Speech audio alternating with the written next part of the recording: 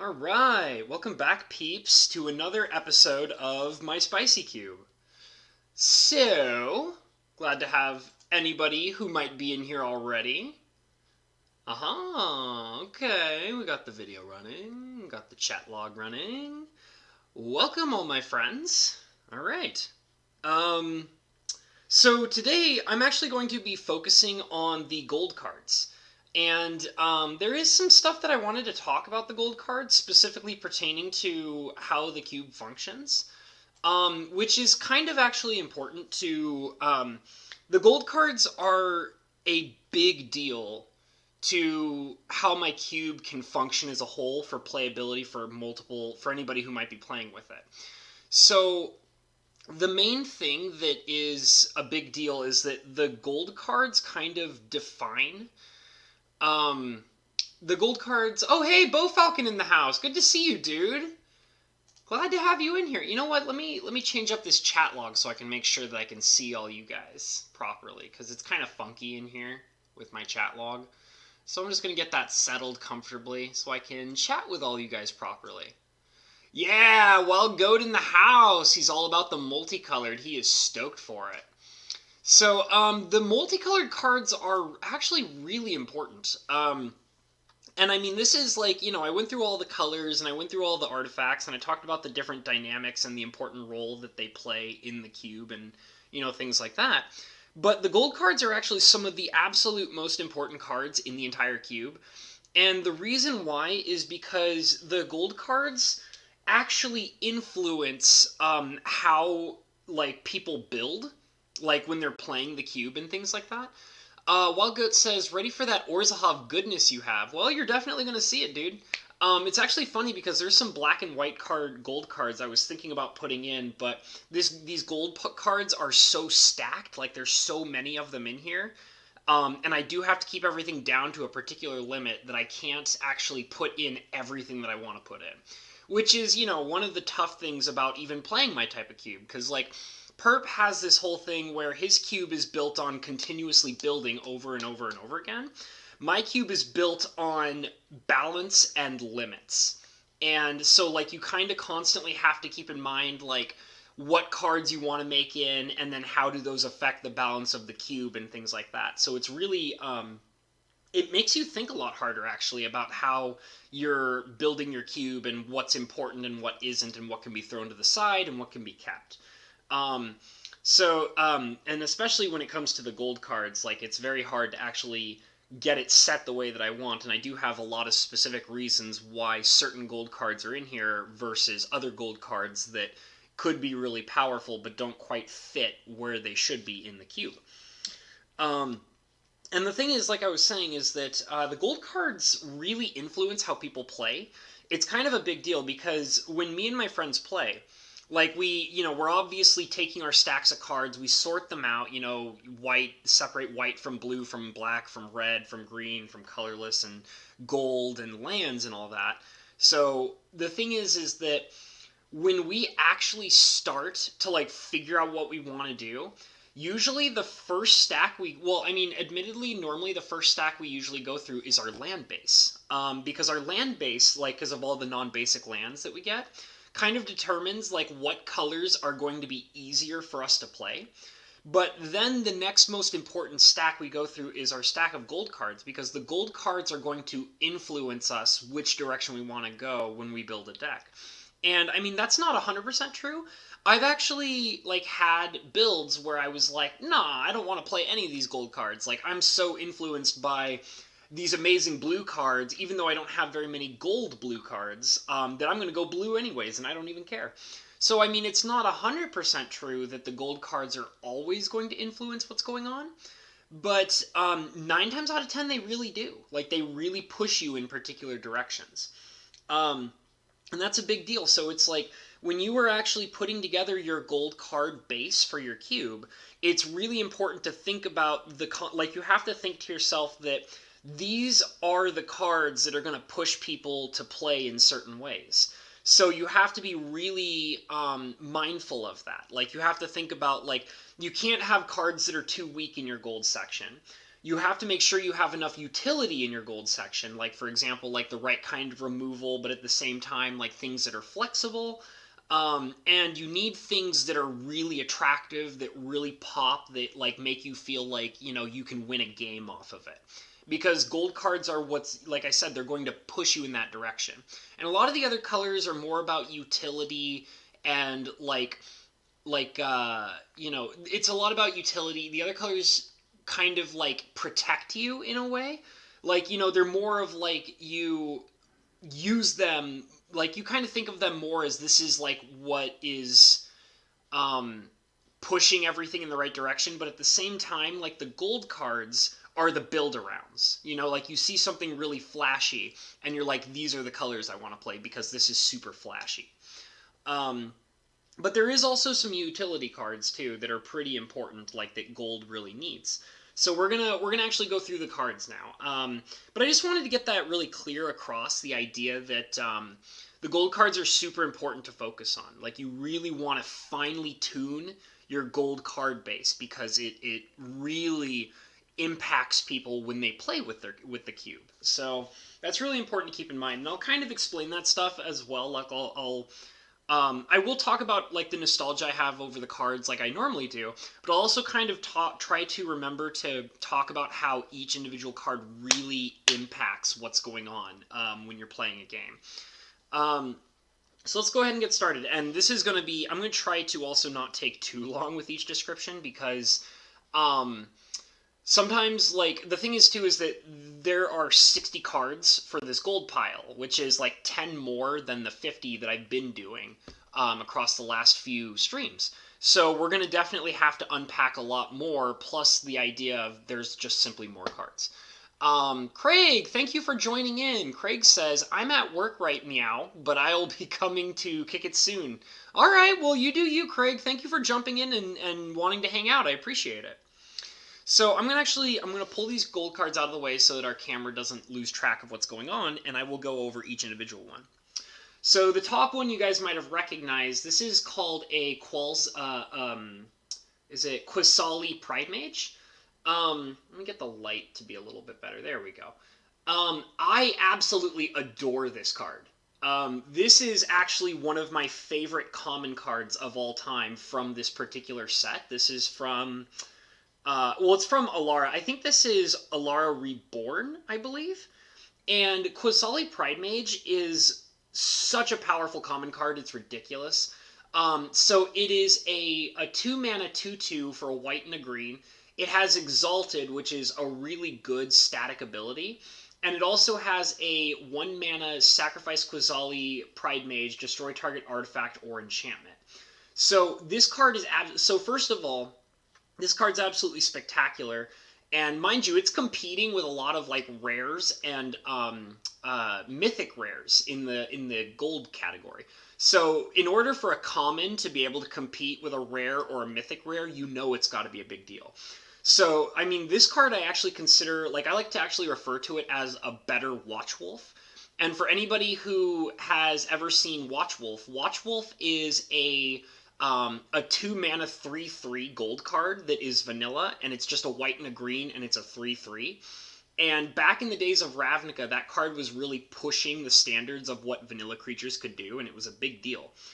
Well, I mean, it was a big deal on paper, but it turned out to actually not be as strong as what people thought it was going to be. And so ever since they printed Watchwolf, they kept pushing and pushing and pushing the like power level of things like that. And they eventually printed Quasali Pride Mage, and this card, in my opinion, is like the pinnacle of like 2-mana 3/3s. So I mean, and most people would be like, well, it's not really a 3/3, it's a 2/2. But the thing is that the Exalted mechanic is what really pushes this over the edge as a, like, to make it into a 3/3. Because the thing is that when you want it to be a 3/3, a lot of the time you're using it to just attack with it by itself, which is really nice. So, like, you can have it out for 2 mana. It's already a 2/2 body. You can attack with it by itself, and it becomes an aggressive 3/3. But then on top of that, let's say it's not useful as a 3/3 anymore. Let's say it's kind of like, you know, the turns have passed, and you don't really need it as a 3/3 anymore. Well, but now it's giving Exalted to other creatures that are stronger than it. So the Exalted goes past being useful for the Quasali Pride Mage. It's also useful for other things. You can boost up a 5/5 into a 6/6. You know, you can have your unblockable creature from being a 3/3 into a 4/4 now. So, I mean, the Exalted really pushes the power level for a card like this. And then, that doesn't even begin to even touch on the ability that allows it to pay 1 for any, like, pay 1 generic mana. And why is this not focusing? Thank you, phone. Come on. Come on. God, it's like it randomly focuses and then runs out of focus and then focuses again and drives me insane. There it is. So it says pay 1 generic, sacrifice Quasali Pride Mage, destroy target artifact or enchantment. So, I mean, this thing is also removal. So it's removal attached to a creature body, which makes it absolutely awesome. Because it's like, it's either like aggressive. So it either is an aggressive creature, or it's a supportive creature pumping up your other creatures, or it's removal. And it's all 3 of those things in a single gold common creature that only costs you 2 mana. So, Quasali Pride Mage is amazing. I actually used to have a deck a long time ago back in the Alara block that ran like 4 of these for white and green, and it was absolutely amazing. Like, this card was so good. So, I mean, I still have a bunch of them in my collection, and I do keep this one so that I can have it in my cube. So let's throw that aside and we'll move on. But I do love that card. That's an amazing one. So this one is Lord of Extinction. Some people actually might know this card. This card is actually really ridiculously strong. So Lord of Extinction is a 5 mana green and black with a star power and toughness. And it says, Lord of Extinction's power and toughness are each equal to the number of cards in all graveyards. So this is like an insanely powerful Lurgoyf type of creature. And it actually makes Lurgoyf look pathetic, to be honest. I actually own, like, this is one of 2 copies that I have of this guy. I actually opened all of these in booster packs. But this guy is so strong. And I mean, admittedly, you can't, admittedly, like, this can come out for 5 mana and, like, you can lose it because it can be so weak it's not worth it. But, I mean, 9 times out of 10, this thing comes out and it's gigantic. Absolutely huge, because it's a conglomeration of all graveyards. So it's your graveyard plus your opponent's graveyard, and it's every single card, not just, like, creatures or whatever.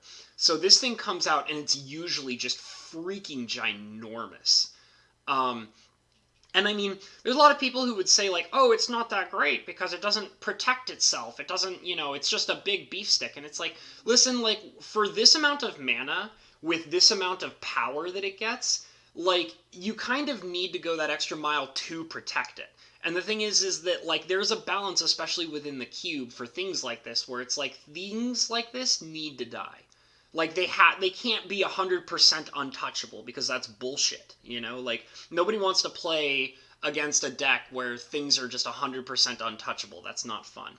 So it's really good that this creature can be so big and nasty and scary, but also it's comfortable knowing that you can just hit it with, like, like a Path to Exile or something like that, So this is a great card. It's very, very strong. I haven't seen it do a ton in Cube, but it is very threatening, and, I mean, it's just prone to removal, so stuff like that generally does happen. Next is Putrefy. So this is an original print of Putrefy from Ravnica City of Guilds. It's a 3 mana black and green instant that says destroy target artifact or creature. It can't be regenerated. So when I was talking about the importance of, like, utility and stuff like that, this is, like, one of those cases where, like, this is actually a really important piece of removal, and I actually think that I would never replace it. Removal is so valuable in the cube. And, I mean, yeah, it would be nice to, like, probably have something bigger, scarier, something that can win you a game, but the thing is that the cube absolutely needs its removal, especially in gold. Like, you need to be able to have that extra level of power in your removal. And the fact that this can be either a shatter or like a Doomblade, makes it really flexible and makes it able to be utilized a lot more, which is kind of a big deal. So, I mean, I highly recommend, playing with Putrefy if you're running gold cards for a cube. It's super useful. That card definitely gets played a lot. Absolutely. I adore this card. This is Nemesis of Reason. This card is ludicrously strong. This card can end games. It's actually really surprising. So Nemesis of Reason is a 5-mana blue-black-gold Leviathan Horror. It's a 3/7. And it says, whenever Nemesis of Reason attacks, defending player puts the top 10 cards of his or her library into his or her graveyard. So, this card is so strong. It's scary strong in the cube. So, one of the things is that, I don't like to put cards in my cube that focus on milling, because milling as a form of winning a game in the cube is not good. You can't depend on it, because multiple reasons. First of all, everything is singleton, so you can't really depend on mill to really do anything without any consistency. On top of that, when me and my friends play, we're usually building sometimes 75 to 80 card decks that we're playing. So that takes a lot of time to mill through. So mill as a game winning strategy is not something that really comes up very often, and it doesn't really, win you a game by itself. However, milling as a side effect of other spells and cards is actually extremely powerful in the cube, because you're not focusing on milling as a game-winning strategy. But the thing is that when you're playing something like the cube, what ends up happening is milling actually really hurts. And the reason why is because every single card in the cube is extremely important. Every card is valuable. Every card is basically a really powerhouse kind of thing. So the thing is that when every card is valuable and every card can help push you towards a win, that means that if you're forced to just automatically lose those cards to a milling effect, it really hurts. And it's also super demoralizing. So a card like Nemesis of Reason, it's not going to win you the game through milling, but what it is going to do is it's going to it's going to demoralize your opponent, and B, it's going to take really powerful and valuable cards that you feel sad when you see them go. It's going to hurt them pretty bad. And the most important thing is that it's, like I mentioned, it's a demoralizing effect. Because milling is really rare in the cube, you can't really utilize it as a strategy. So because it's so rare, when you see it piled on as an effect to a creature or a spell or something like that, it really hits the opponent hard because they never expect it and they're always going to lose something of value. So that's why the Nemesis of Reason is so strong, is because this guy doesn't win you a game through milling. He's not going to win you a game through milling, and he's not going to win you a game through dealing damage. But what he is going to do is make your opponent feel awful. It's going to make your opponent feel terrible, and it's going to make your opponent make sloppy plays. So what's really interesting about this card is that it actually applies an interesting form of psychology to the game, which is a lot of fun. It really messes with people's heads, and that's why it's in here, is because it's actually a really fun card to play. Like I said, you never want to try and build a milling strategy in the cube, because it's just not going to happen. But just having that card out for 5 mana, and it's able to remove 10 cards at a time, maybe you can win with it. Maybe, I don't know, maybe it'll put your opponent on a 6 or 7 turn clock. You never know. But a lot of the time it gets removed very quickly. And also, it's just nice to have that demoralizing effect. It really gives you an interesting edge over your opponent. Bo Falcon says, they just made a blue creature in the new set that does the same thing when it enters the battlefield. Sphinx Mindbreaker from Theros. Okay, I'll look at it, Bo Falcon. That sounds kind of cool. This thing does it every turn, though. It doesn't ETB and mill 10. It says whenever it attacks. And it doesn't even have to deal combat damage. It's just, when it attacks, they have to mill 10 cards. It's pretty demoralizing. So the next card, this is actually a favorite of mine. This is a green and black sorcery called Treasured Find. It's 1 green, 1 black, 2 CMC. It says return target card from your graveyard to your hand, exile treasured find.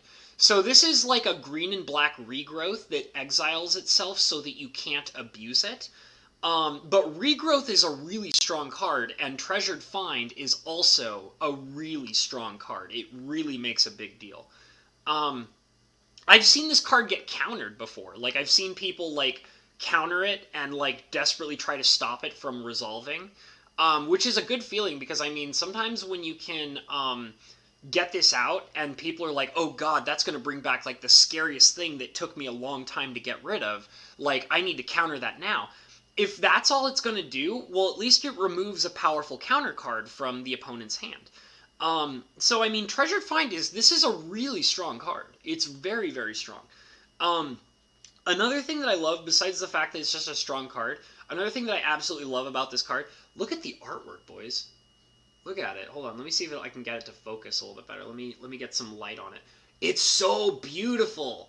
Like, so it's a Gorgon, and my god, by the way, this Gorgon is damn fine looking. I have never in my entire life, in all of Magic the Gathering, have ever seen a sexier looking Gorgon. So that was actually, what may sound weird, that was kind of an influence of making me want to put this card in here. It's very strong. It's a very strong card, and it makes a big impact on how the game is played. But god damn, dude, look at how sexy she looks. I love it. I love cards with sexy art, and this is a favorite of mine because this is very sexy art on a very powerful card. So that's why I like, that's, you know, a major attribute to making me want to use it. So the next card is Fight to the Death. This is a white and red gold instant. And, which, by the way, if you guys ever want to see something real... Okay, let me just tell you what the card does, and then I can finish that sentence. So it's a white and red instant, and it says destroy all blocking creatures and all blocked creatures. This particular card has made really interesting impacts on board states. Like, I've seen it as, like, a one-sided board wipe. I've seen it as, like, a strategic board wipe where you have to, like... you know, carefully utilize how your creatures are blocking and how things are happening. This is a very powerful card, and it's very interesting. And, like, it's, like, you have to think creatively with it, which is what I really like about it. But I've never seen it be bad, because it's so creative, and people get really strategic with it. So, I can't think of anything spectacular that's happened with it, but I have seen it get played, and I have seen it make, like, major changes on board states. I think I can remember one time where, like, my friend was coming in for, like, a major blow, like, he was attacking with a whole bunch of creatures, and he had some creatures on the side, and then I had to block with everything I had. And I was like, why are you attacking me? Because, you know, nothing is going to die. And then he laid this down and then blew up all of his creatures and all of my creatures. And then his creatures died and my creatures died, but at the same time, he had more creatures than I did that he left alive. Like, he didn't attack with them. So that meant that he did a one-sided board wipe, and he still had like 3 or 4 creatures that he can use later on. So this card makes a big deal. The other thing I was going to comment about it is that if you guys want to see something disgusting, put this on an Isochron Scepter. It's evil. Seeing this on an Isochron Scepter is like a freaking game ender. It's so terrible. Great card, though. So the next one is Sillim Guard's Command. This is a really cool card. I was actually at one point worried that this card wouldn't be strong enough because it's so expensive, because it's 5 mana. It's a blue and black 5 mana instant, and it says choose 2, counter target non-creature spell, return target permanent to its owner's hand, target creature gets -3/-3 until end of turn, or destroy target planeswalker. This card is very strong. Now, like I said, I was worried when I first put it in that it wouldn't be strong enough because it was 5 CMC. This card is an MVP. It gets rid of everything and anything. It's, like, I almost would like to compare it to Cryptic Command, almost. Cryptic Command is probably just a little bit stronger than this, but This card is definitely like second place in power level to like Cryptic Command. It's Planeswalker removal, which is a big deal in the cube. There's only so much Planeswalker removal in the cube, and this will do it, and that's amazing. It's also general removal because it does -3/-3. It can get rid of indestructible things, and it can remove a whole bunch of different kinds of stuff using the removal side, which is the -3/-3. It can bounce permanents to the opponent's hand, which is amazingly powerful. And it also counters non-creature spells, which is some of the most powerful cards are just plain up, straight up non-creature spells. This card is very, very strong. It's so scary strong. And it can actually win games, like, because I've seen it come out and counter a really powerful like enchantment, and then simultaneously blow up a planeswalker. And then it's like that was the majority of my board state. Like I was depending on my board state to be this enchantment combined with this planeswalker, and now both of them are gone to one spell. So I mean, it's a big deal. It's very strong. Highly recommend playing with it. Great form of removal, and it can, like I said, it can sometimes win you a game. The next card is a foil Castigate. Castigate is such a strong sorcery card. So this is a 2-mana white and black sorcery.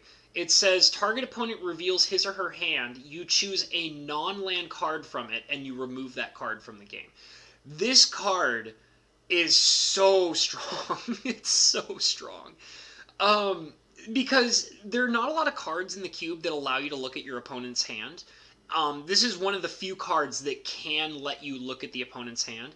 And it also will not only remove a threat, it will make sure that threat never comes back again. It removes it directly from the game. And so it's revealing the opponent's hand, and it's removing a major threat of any kind. The only thing it can't target is lands. So, like, it removes any kind of threat from the game for good. It's such a powerful white and black sorcery. It's so good. It's like I said, it's one of those common sorceries, like one of those common gold cards that's so strong that it competes with rares and mythic rares and things like that. And this one's a foil. I picked this up a long time ago. In fact, I actually did not crack this in a booster pack. This was owned by a friend of mine, and he gave it to me. I can't remember why he gave it to me, but he did. He gave me a bunch of cards, and this was one of the cards that he gave me, and I thought it was so cool. So I've had it for a long time. But he did give it to me. I didn't open this myself. Next is, we just saw Sillim Guard's command. Here is Sillim Guard himself. Now, this is from Fate Reforged. This is not the mythic rare Sillim Guard. But I actually really like this Sillim Guard. He's alright. I never opened any of the mythic, legendary, Tarkir dragons. But I did open multiple rare Tarkir dragons. So this is one of the first of... I have 3 of them, and this is the first of 3. So this is Sillim Guard, the Drifting Death. Come on, focus. Come on, you can do it. You can do it. There we go. He is a 6-mana CMC. He's blue and black. And he's a legendary creature dragon. He has flying. He has hexproof. He's a 3/7. And it says whenever a dragon you control attacks, creatures defending player controls gets -1/-1 until end of turn. This guy's very strong. When he hits the battlefield, nobody can deal with him. Which the hexproof is what pushes him over the edge. It makes him into a huge threat. And the 3/7. So like he's got a 7 beefy butt. So there are very few creatures that can go toe-to-toe with him in that 7 beefy butt. Then he has hexproof, so no spells are going to ever target him. And then on top of that, he basically will come out and use an infest effect, like every time he attacks. And I mean, having just a simple -1/-1 infest type of effect is really strong, but then imagine playing with a bunch of other dragons, and then you get to use that -1/- effect on every creature the opponent controls for each dragon. So, like, imagine it being -2/-2 instead of -1/-1. Imagine it being -3 or -4 or whatever. So, this guy's great. It's the hexproof that really makes him ultra scary, because it's like, yeah, he's only got 3 power, but he's so hard to kill. Like, I like it when they print cards like this where, like I was talking about how Lord of Extinction, like, people kind of get upset because it's like, oh, like, he's this big beefy boy, but, like, you can't kill him. And it's like, that's because it's raw power. This guy's more tactical, and it's like, he gives up his raw power for the purpose of being elusive and tactical. And that's actually what makes him so strong, and why it makes him such a major threat. He's expensive, but he's beefy, he's tactical, and he's elusive. And he's great. He's a great creature. He doesn't really kill people, but he doesn't kill people, but he makes it really hard for people to win, if you know what I'm talking about. So he's a great guy. So next is a soul manipulation. This is one of my favorite counter spells of all time. This is from Alara Reborn, if I remember correctly. And it's a 3-mana blue and black instant that says choose one or both. Counter target creature spell and/or return target creature card in your graveyard to your hand. I'm not sure. I think this has been reprinted maybe once or twice. This is a really strong counterspell. It's really good. This card can get really brutal. Like, I mean, Graveyard Recursion is kind of, like, not very common in the cube. So, like, having an effect like this to gain, like, to stop a scary creature spell and put yourself up one creature spell simultaneously is a big deal. Now, I've also seen this card played as just a counterspell, too, and not recur anything. It's not ideal, but I have seen people do it just to get rid of a threat. So, I mean, that's the worst I've ever seen it done. I have never seen anybody cast this specifically for recursion only. You could theoretically do it, but more people utilize it as a counterspell, and then the returning of a creature is just kind of the whipped cream on the top. So people will use it as a creature counterspell, and people will use it as a creature counterspell that also returns a creature. It's one or the other, but nobody use it as just only recursion, and it's really strong. Like, I've seen some pretty obscene, like, not obscene plays, but it just outright feels like a bitch slap to the face when you hit somebody with it. It's pretty nice. So next is a really important card. Here's Mortify. We're kind of getting all the removal here to talk about. So, you guys probably know about Mortify since it was just recently reprinted in the Ravnica, most recent Ravnica set. This one is from a dual deck. Not a very good dual deck either. But it's a 3-mana white and black instant. And it says, destroy target creature or enchantment. Let's see if I can get it to focus. The light seems to help it focus a little bit better. There we go. If I were to compare Mortify to Putrefy, I would actually argue that Mortify is stronger than Putrefy. It makes a bigger impact, it hurts more, and destroying enchantments is really, really nice, especially in the cube, because enchantments in the cube are obscenely strong.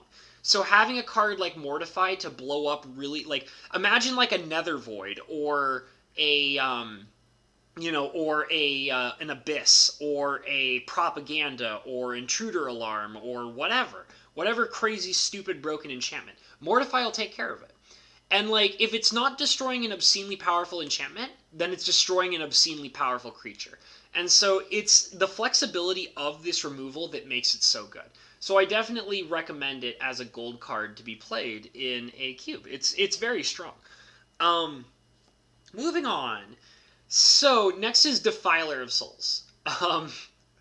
This card's really cool. So it's really interesting how this card... Okay, so let me kind of get it to focus first so I can actually properly explain it. Let me see. My camera is giving me such a hard time tonight. Come on. Come on. Maybe I need to get it really close. There we go. So Defiler of Souls is a 6-mana double black and red. And it's a 5/5 flying demon creature. And it says, at the beginning of each player's upkeep, that player sacrifices a monocolored creature. So it's actually really interesting. This is from Alara Reborn. And in Alara, this card was actually really not very good. Not very many people liked it, and the main reason why is because Alara was notoriously famous for having tons and tons of gold cards. In fact, actually, it had more gold cards than any other set ever, or block, in fact, than any other block had ever had before. So Defiler of Souls was actually a really bad mythic for that particular standard. However, this card is so strong in everything outside of Alara. Because, like, especially in this cube, this card is brutal. It's absolutely brutal. Because, basically, like, it's going to hit you too, obviously. Like, I mean, a lot of the time it will hit you, but you can plan around it. But, like, this card can actually shut down an opponent's board state. Like, obviously, they're going to have to focus on only playing gold cards if they want to, like, work around this. They either have to kill it outright, they either have to remove it, or they have to plan around it, which is really tough.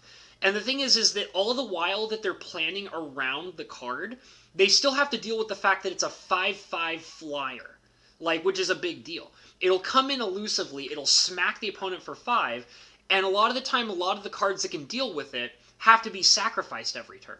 And like I said, yeah, you have to sacrifice stuff too, but who cares if you have a 5/5 flyer? You know what I'm saying? This card's great. It's really good. It hurts, like, badly on the opponent's side, which is what makes it so fun.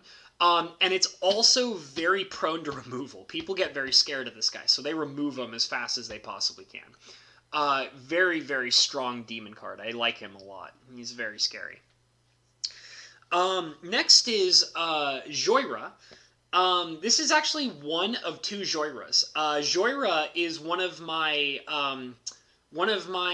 magic waifus. Bo Falcon knows that my main magic waifu is Palladia Mors, but I have a couple of magic waifus. This is one of my magic waifus. I would say I have 3 magic waifus. I'm going to get into a really ridiculous conversation about magic waifus now. Palladia Mors is my #1 magic waifu. She's my Queen of Dragons magic waifu. And yes, I have the right to have feelings for a dragon. Thank you very much. So Palladia Mors is my dragon waifu. And then Jorah is my my magic human waifu. So, like, if I can't have my beautiful dragon waifu and I have to have a human waifu, Jorah is my human waifu. And then I have a Planeswalker waifu, and my Planeswalker waifu is Elspeth. So I have all 3 of my waifus. I have my dragon waifu, I have my human waifu, and I have my Planeswalker waifu. So I have them all. So I have multiple copies of... I think there's only 2 different versions of Jorah, so this is one of the 2 that I have.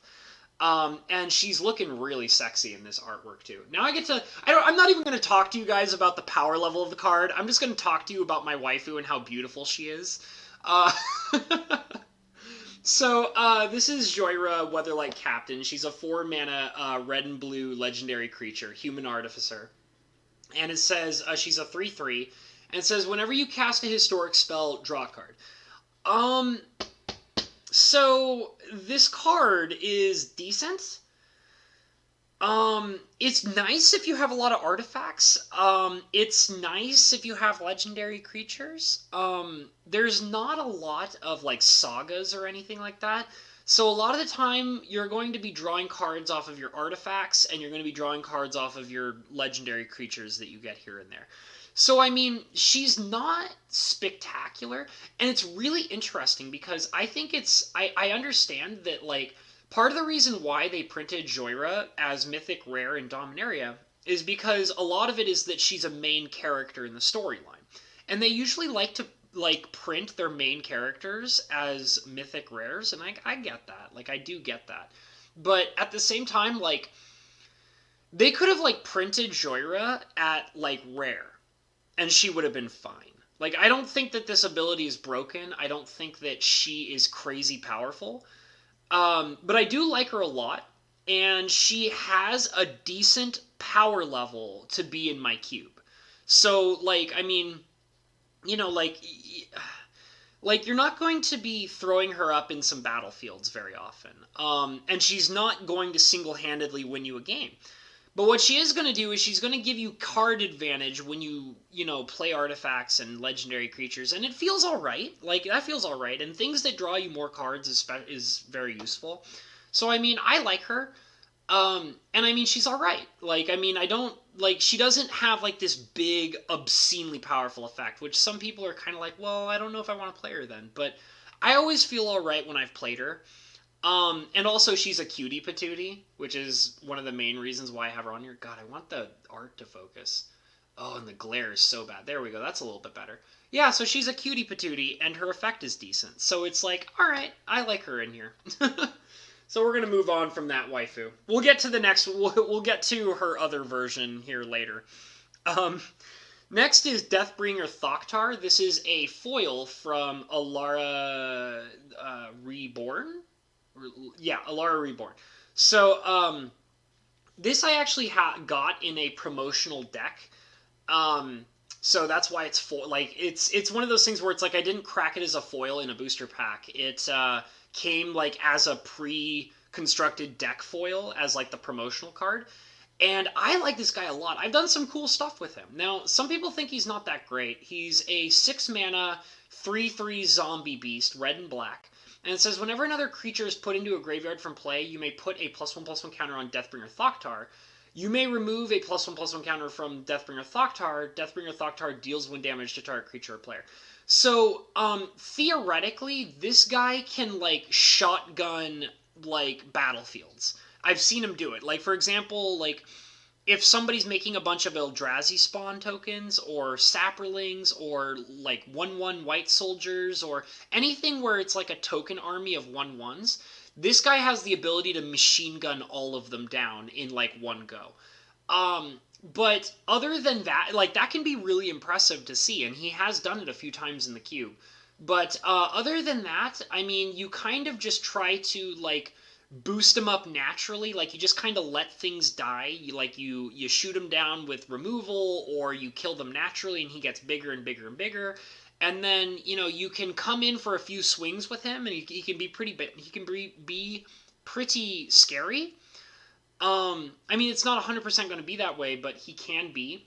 And I've also seen, like, games where he would get big and beefy, he would swing a few times, and then you'd be able to remove all the counters to get in the last few points of damage to a player and, like, kill them.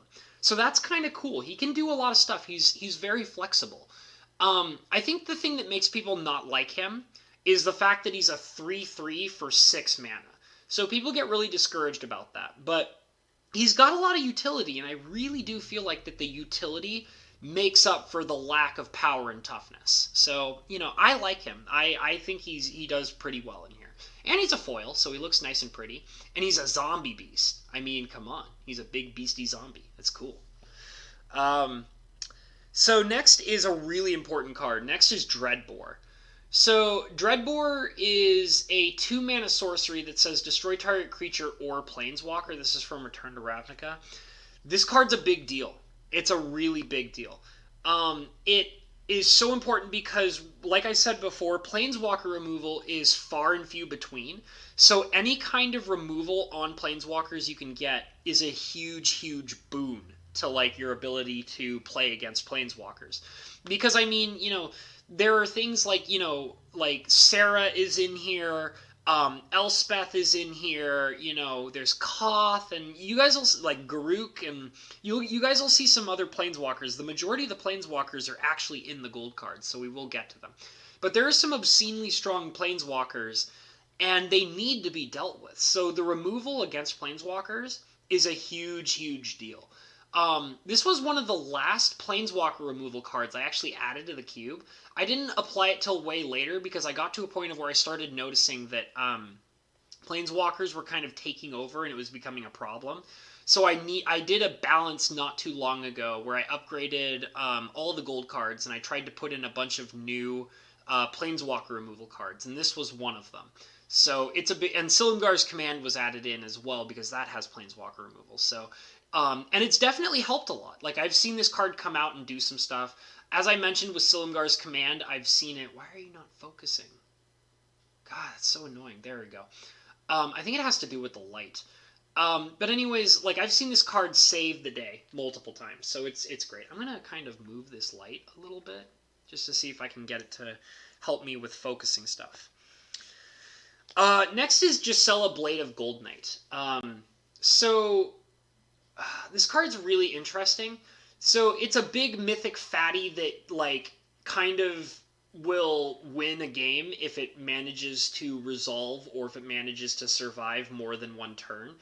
Gisela, Blade of Gold Knight is a 7 mana red and white. Come on. It's a 7 mana red and white 5/5 flying first striker, and it says if a source would deal damage to an opponent or a permanent an opponent controls, that source deals double that damage to that player or permanent instead.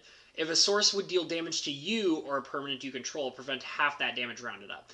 So, interestingly enough, Gisela, the Blade of Gold Knight, she barely survives ever.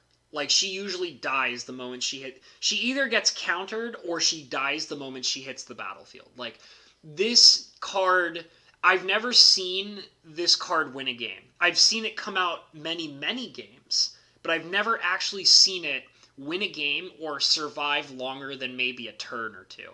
And that's because, like, cards like this get removed immediately, and it's a good thing too, because she is so obscenely powerful. She's got that super mega high, like, nuclear status, like, threat level. So people usually get really, really scared, and they want her gone, like, immediately. Like, people don't want to screw around with her or anything. So, and like I said, that's another thing where that's a good thing. It's good that there's removal. It's good that things like this die. But like I said, I've actually never seen her win a game. I've never seen her survive really long. But I can tell you that if that ever happens, it'll be a humongous blowout. Because effects like these, like doubling damage and then halving damage, like, it's obscenely powerful. And, like, she's a 5/5 flying first striker to boot, so, I mean, there's reason to be scared of her. There's reason why she gets removed, like, constantly. I'm going to take a quick coffee break. It's delicious. A little cold, just a little cold, but that's okay. I drank the majority of it before I started, but I didn't want to be drinking tons and tons of coffee while doing this in this particular stream.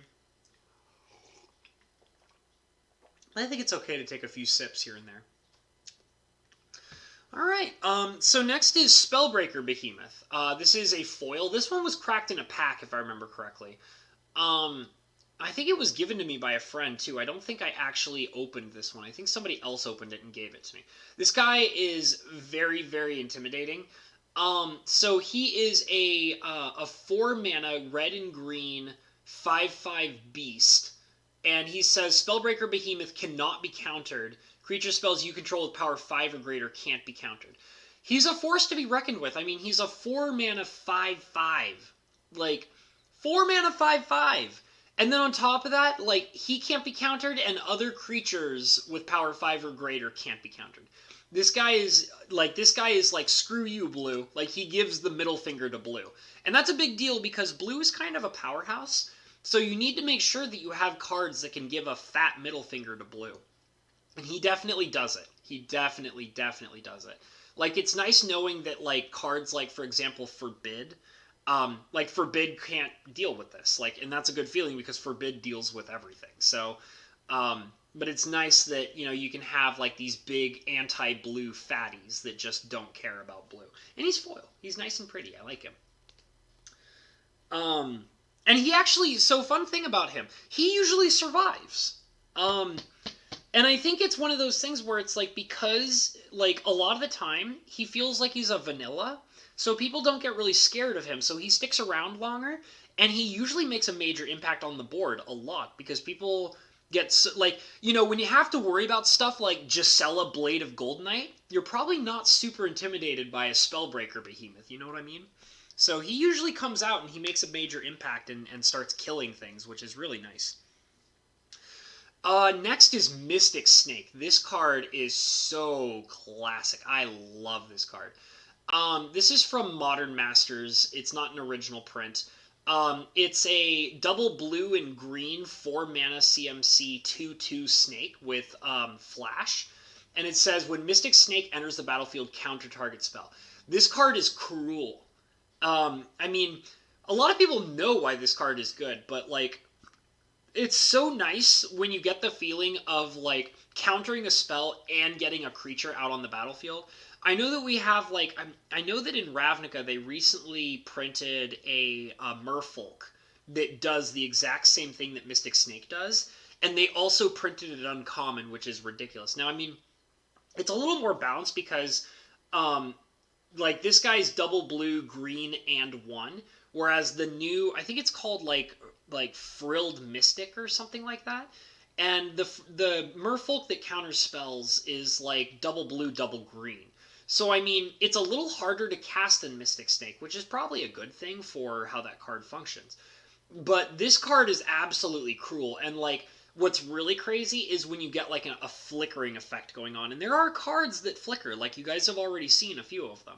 So like you could have like a Mystic Snake counter something, and then put out like Deadeye Navigator and Soul Bond the Navigator to the Mystic Snake, and then you have a reoccurring counter for a blue and a colorless. Like, it gets so crazy. So yeah, Mystic Snake is a great card. It makes a major impact. This guy gets out and he just destroys people. I mean, and he's a 2/2 body, and I mean, a lot of people don't really care about the size of the creature, but it is nice having a 2/2 body when you can play this. Most people see it as a counterspell, which is great. That's exactly what it should be. But the 2/2 is kind of like that extra bonus, you know? And it's really fun when you can flicker them. Like, it gets crazy. So now we have our first gold Planeswalker. So this is Vencer the Sojourner. I like this guy for a lot of different reasons. So he's a 5 mana, 3 loyalty Planeswalker. He's from the Mirrodin dual deck. And his +2 is exile target permanent you own, return it to the battlefield under your control at the beginning of the next end step. -1 is creatures are unblockable this turn. And -8, you get an emblem with whenever you cast a spell, exile target permanent. This guy wins games. Like, I've seen him do it so many times. It's usually his -1 ability that ends the game. And people try to be really selective with the +2/+2. I've seen people use it just so they can get his loyalty up. But a lot of the time, like, people automatically go for the creatures are unblockable this turn -1 ability. And, like, what's really interesting, it's really an interesting thing.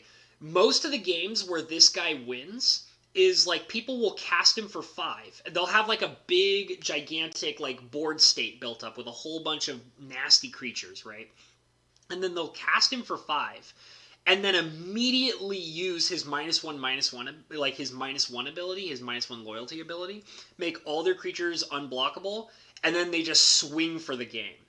Like, it's so brutal, because, like you either have to counter it, or, like, you know, like, if you don't counter Vencer the Sojourner on a gigantic board state that wins the game if it's all unblockable, he'll just come out for 5 and win the game. Like, that's just literally what happens with this guy. And he's so strong. I would say he's probably one of the most powerful gold planeswalkers in the cube. He makes a major impact, and he usually wins a game in like a turn or two when he comes out. So, great, powerful planeswalker. Next is By the way, also, I like Vencer the Sojourner as a character. Ignoring the card power, I almost forgot to mention this. If you guys have ever read anything about Vencer himself, like the character in the Magic novels, he's a super interesting character, and he's really sad. He actually sacrifices himself to save Karn during the Phyrexian invasion. Because there's a whole storyline about how Karn is corrupted by Phyrexia, and he becomes like basically like the Lord of New Phyrexia, and Vencer goes in and sacrifices himself and uses his spark. Like, he sacrifices himself and uses his spark to cleanse Karn of his Phyrexian corruption. And that's how Karn comes back as Karn Liberated. I mean, I don't know. Well, so Bowfalcon, like, I assume you mean post-mending? Because a lot of planeswalkers died pre-mending, like, before the mending occurred. And, like, some planeswalkers died during the mending. So he's technically not the first planeswalker to ever die, but he's one of the first planeswalkers... Yeah, I would agree with that. He's the first planeswalker on paper to die. But then again, I mean, like... Yeah, he died after his printing, So I was also going to say that, like, Sarah, who is now a Planeswalker card, technically died way before Vencer. But, I mean, if you mean, like, he was printed as a card and then died shortly after his printing, then yes, you were absolutely correct. So yeah, he's an interesting character, and he's very deep, he's very interesting, he's very human. One of the things that made Vencer really interesting to me, like, I'm just going to go into a little bit of lore about him because he's a really cool planeswalker. One of the things that made Vencer so interesting is that Vencer is famous for, well, I should say infamous, not famous. Vencer is infamous for being a coward. He's a cowardly planeswalker, and there have been multiple stories throughout his lifetime of him running away from problems and running away from major threats. And a lot of the other planeswalkers saw him as a coward. And what made that so interesting is because at the end of New Phyrexia, he was the biggest hero of them all. He saved everybody. And he died in the process of saving everybody. And that's what made him so deep and interesting as a character, was because, like, everybody made fun of them. Everybody saw him as a coward because he always was running away from his problems and trying to, like, escape all the major threats. But when he was needed the most, and he knew that if he didn't act, everybody else was going to die. So he, like, sacrificed himself in action, and everybody lived. Well, not everybody, but most of everybody. Like, he saved all the planeswalkers that were trapped on New Phyrexia by sacrificing himself and saving Karn. And it was him saving Karn that allowed Karn to have enough power to save everybody except for Vencer. Because if Vencer didn't do what he did on New Phyrexia, like, Koth would have died, Elspeth would have died, Karn would have been the Lord of Phyrexia, like, a whole bunch of really bad things would have happened. But he was such a cool character. He really was, and he was very interesting. And like I said, the whole thing about him being a coward, like, it made him this really deep and interesting, like, it made him relatable, because, like, I think, like, us as human beings, if we were in situations like what Vencer went through, we would probably be pretty fucking scared, Like, there was a reason, like, why he kept running away from Phyrexia. Like, Phyrexia was constantly after him, and he kept running away because it's scary, he had to confront death a lot. And when it really mattered, he was able to step up to the plate and save everybody's life. And that makes him a really deep and interesting character. And yeah, when I heard the whole story about Vencer passing because, he sacrificed himself to save everybody, like, I thought it was a really tragic story, but it was really good. It was deep. It made him human. It made him human, which is more than what I can say about planeswalkers nowadays, So let's move on. I talked about Vencer for a lot. So next is Trigon Predator. Yeah, so Wild Goat says gone but not forgotten, and Bo Falcon says he was pretty good even just as a blue legendary creature. Yeah, he was. He was a really interesting character. I liked him a lot. So Trigon Predator is a 3-mana 2/3 blue and green beast creature with flying. Come on. Come on. There we go. A 2/3 beast creature with flying for 3 mana, blue and green. It says whenever Trigon Predator deals combat damage to a player, you may destroy target artifact or enchantment that player controls. This guy's really strong. Super duper strong. He's highly evasive. He will almost always blow at least one thing up. I've seen him blow tons of things up, and usually what's really nice is people try to get rid of him, which is pretty cool because a card like this, like, it first of all is nice to have something like that can recur, like recurable removal. And this guy definitely allows you to have like enchantment and artifact removal that you can use constantly, especially because he's evasive. And people get really scared by that, and people will use removal on him because he becomes a major threat. Like people will set up battlefields to like have like crazy enchantments and things like that, and like this guy throws a major wrench into the cogs of whatever machine the opponent is building. And because of that, people get rid of him. They use the removal on him. And remember, if he gets removed using removal, you can find solace in the fact that that removal that they used on him is not going to be able to be used on something that's more important, you know? So that's a good feeling for that particular card. Oh, I love this card. Next is a white and red instant powerhouse called Lightning Helix. Some of you guys might remember this notorious card. I only have one copy of Lightning Helix. I cracked this in a booster a long time ago. This is the only copy I have. This card is so strong. It's so strong. This card is crazy strong. So it's like it's literally a lightning bolt taped to a healing salve, and that is a big deal. It's such a big deal.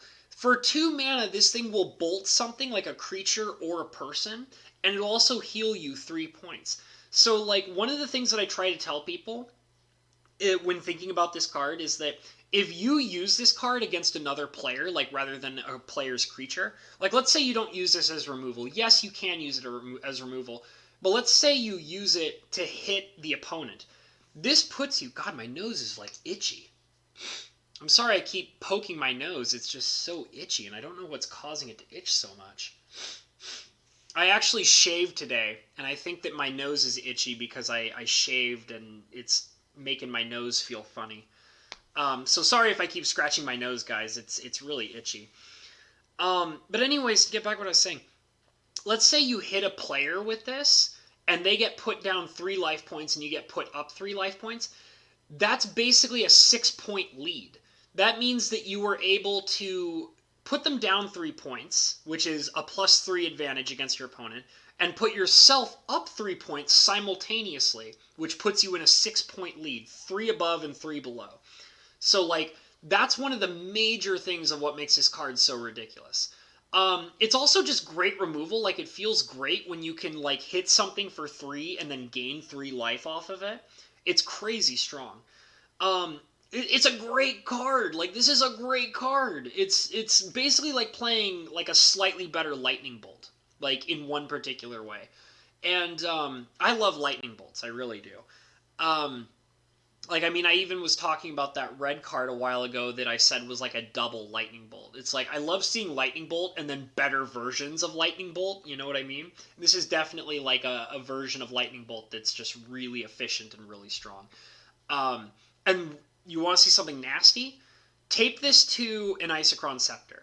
Like, remember what I was talking about with Isochron Scepter? Like, every card I have in my cube that is like a 2 mana or less instant is thought about with the idea of how Isochron Scepter works. This is one of those examples. I've actually seen an Isochron Scepter in my cube imprinted with Lightning Helix, and it gets so gross so fast.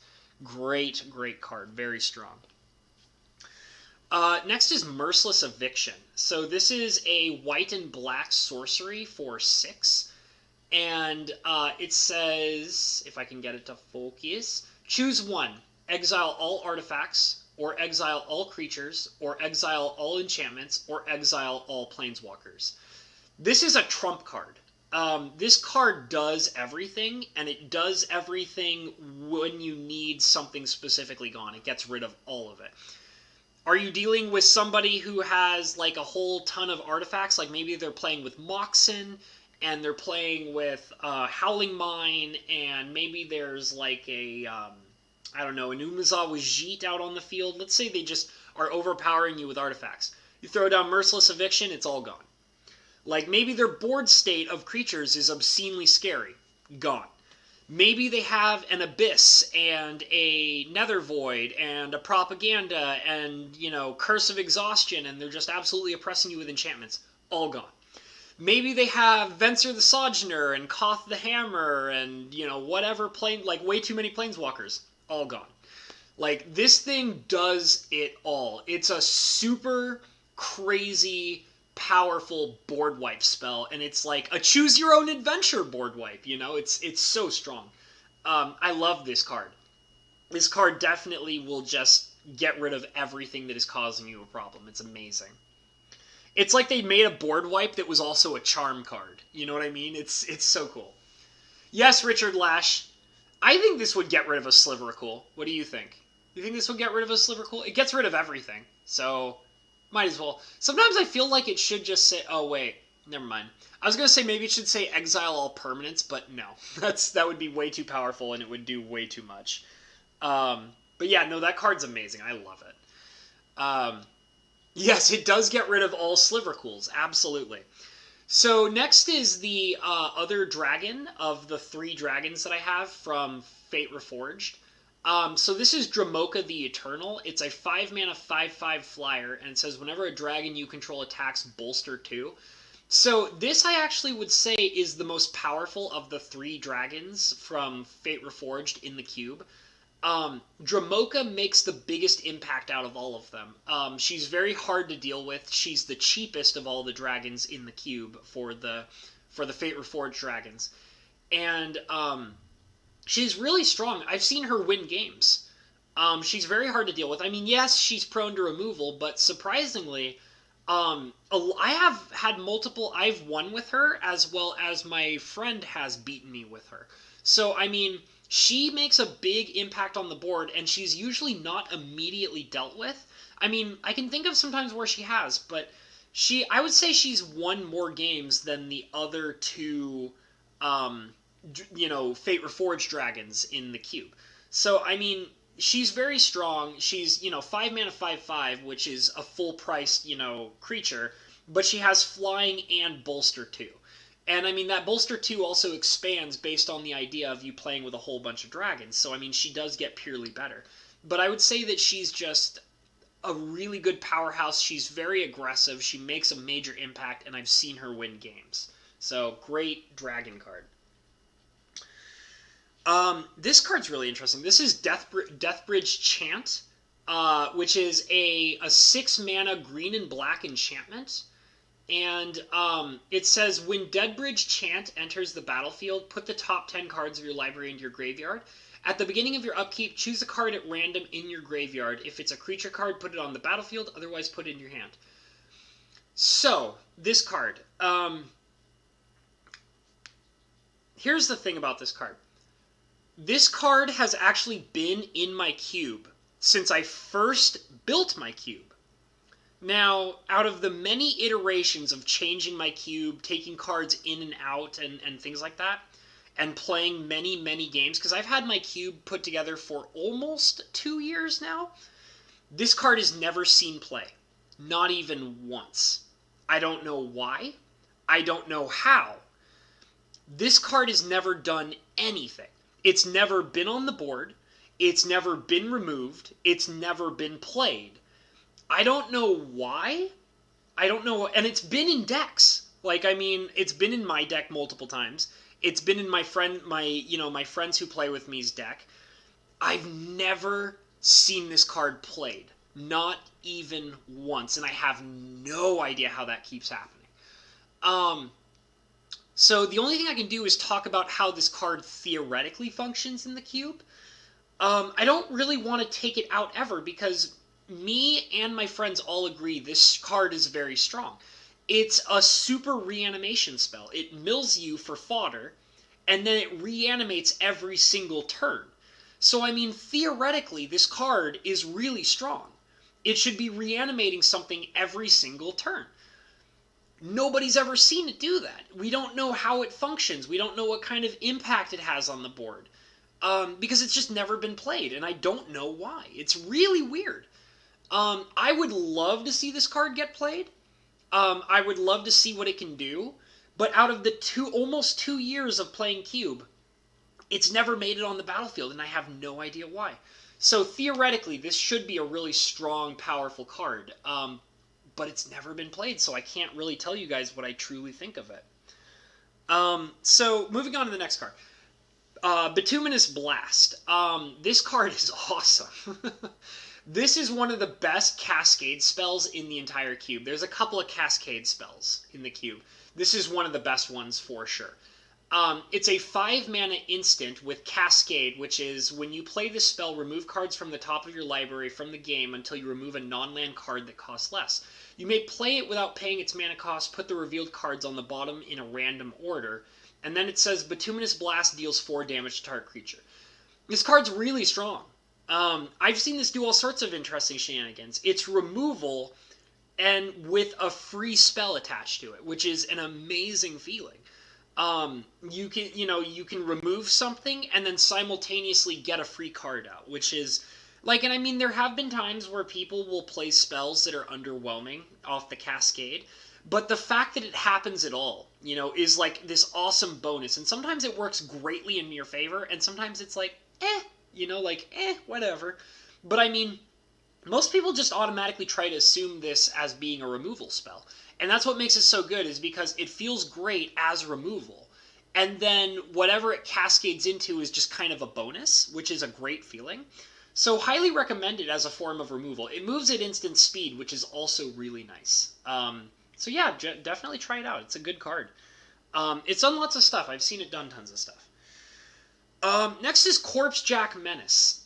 This is a green and black 4 mana 4/4.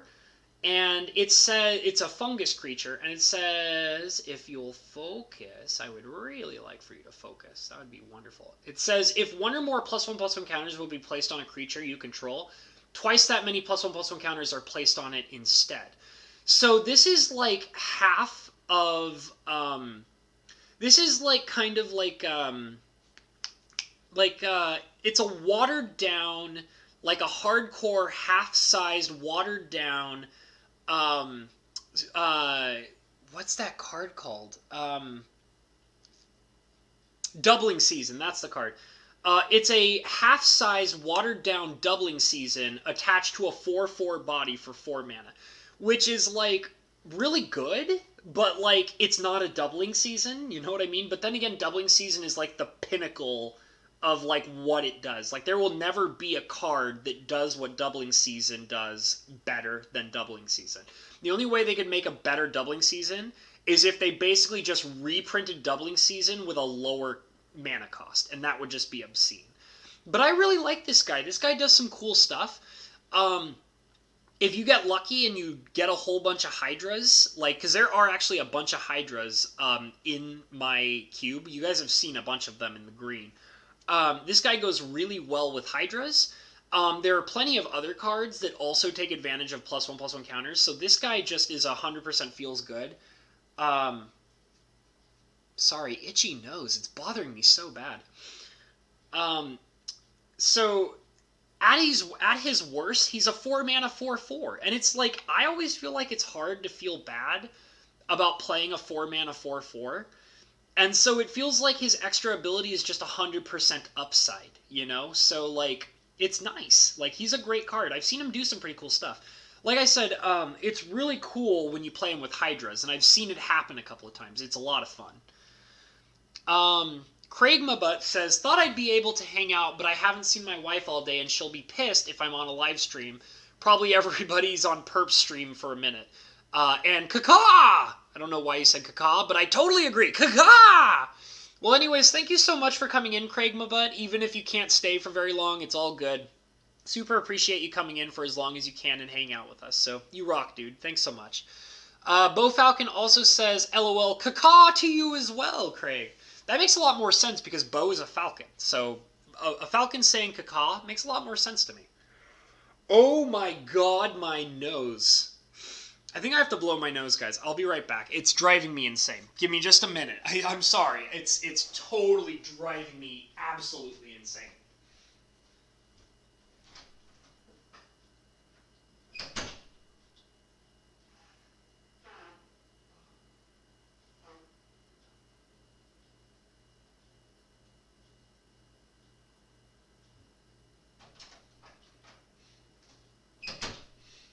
Okay. I'm so sorry about that. I'm tired of scratching my nose. It's just completely crazy, and it's like, I like want to rip my hair out. It's driving me crazy. Okay, so all right. Richard Lash says, you're an inspiration, Spicy Sliver. Right back at you, Lashy boy.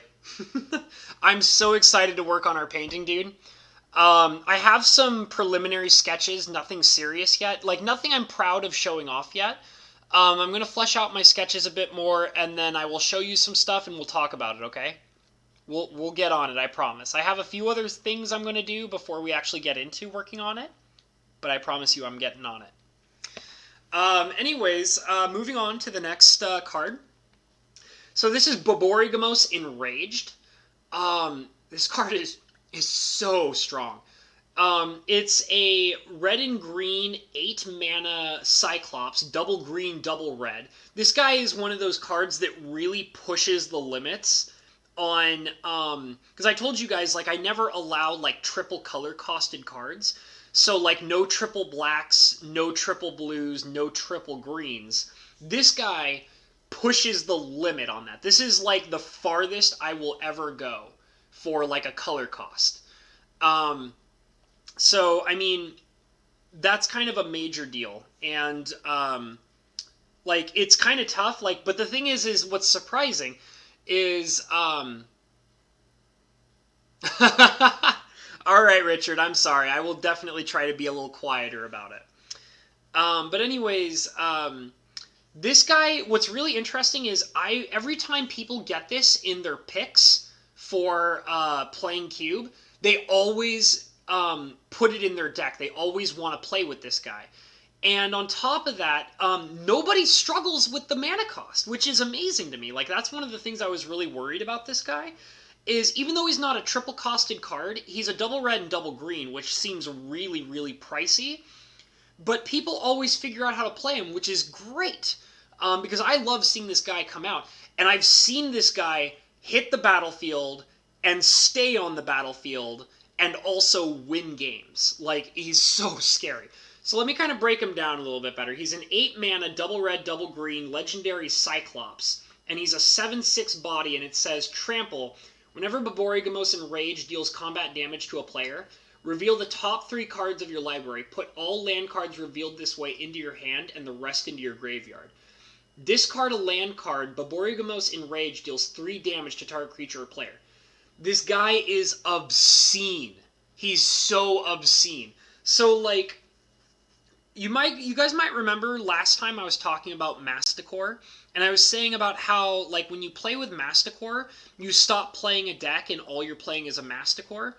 Borborygamos Enraged is a lot like that. So, like, when you play Borborygamos Enraged, you're no longer playing a deck. You are now playing Borborygamos Enraged. So, like, all the other cards in your deck don't matter anymore because you're only trying to get lands in your hand, and then your lands are lightning bolts. So, like, basically, like, you're basically trying to win the game. Like, this guy says, you win the game or nothing, you know? So, like, win the game or bust is what Borborygamos says. And so, like, you're swinging every turn, you're drawing tons and tons of lands, and then you're discarding your lands because you're lightning bolting your opponent to the face. Like, so it's like 7, and then lightning bolt, lightning bolt, lightning bolt, 7, lightning bolt, lightning bolt, lightning bolt. It's ridiculous. This guy is so obscenely gross, like, and powerful. Lot of fun to play. Lot of fun to play.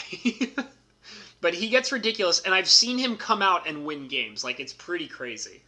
And nobody feels bad about that mana cost, which always really surprises me, because when you see double cost like that, it gets really intimidating, but God, when he hits the board, the game's over. Like, if he hits the board and he survives, the game is over.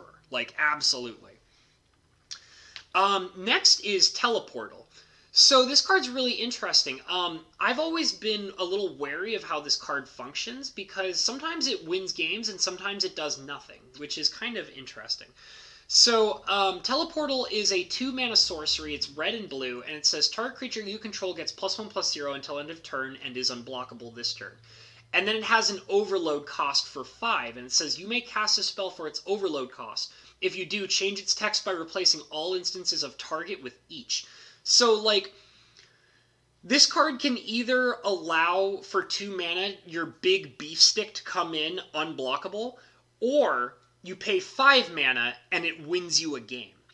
And, like, I've definitely seen it do that. Like, paying 5 mana and then all your creatures are unblockable and then you come in for the win. So that's a pretty good feeling. And at the cost of 5, it usually feels worth it. So, I mean, I've definitely heard some people say, like, oh, I didn't know how to utilize this card, so I never really used it, even though I should have. And it's like, some people kind of get a little iffy about how it functions, but I think this card's great. I've never seen it win a game, even though it theoretically could, but I have seen it utilized for its overload cost.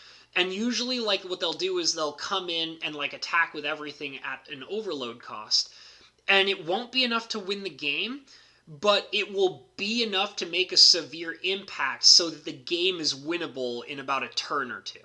So, I mean, I think that it can win games. I just don't think anybody's had the chance to really use it that way yet. So I keep it in hopes that people will eventually use it to actually win a game.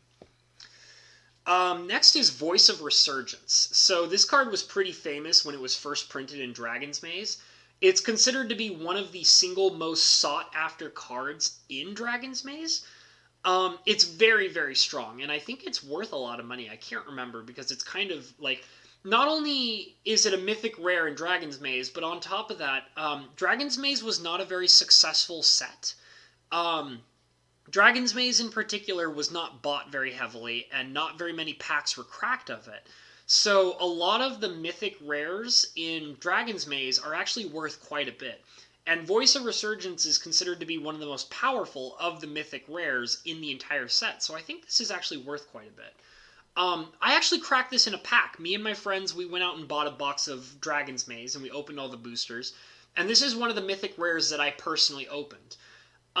So it's a 2-mana 2/2 elemental, and it says, if you're willing to focus, whenever an opponent casts a spell during your turn, or when Voice of Resurgence dies, put a green and white elemental creature token onto the battlefield with this creature's power and toughness are each equal to the number of creatures you control.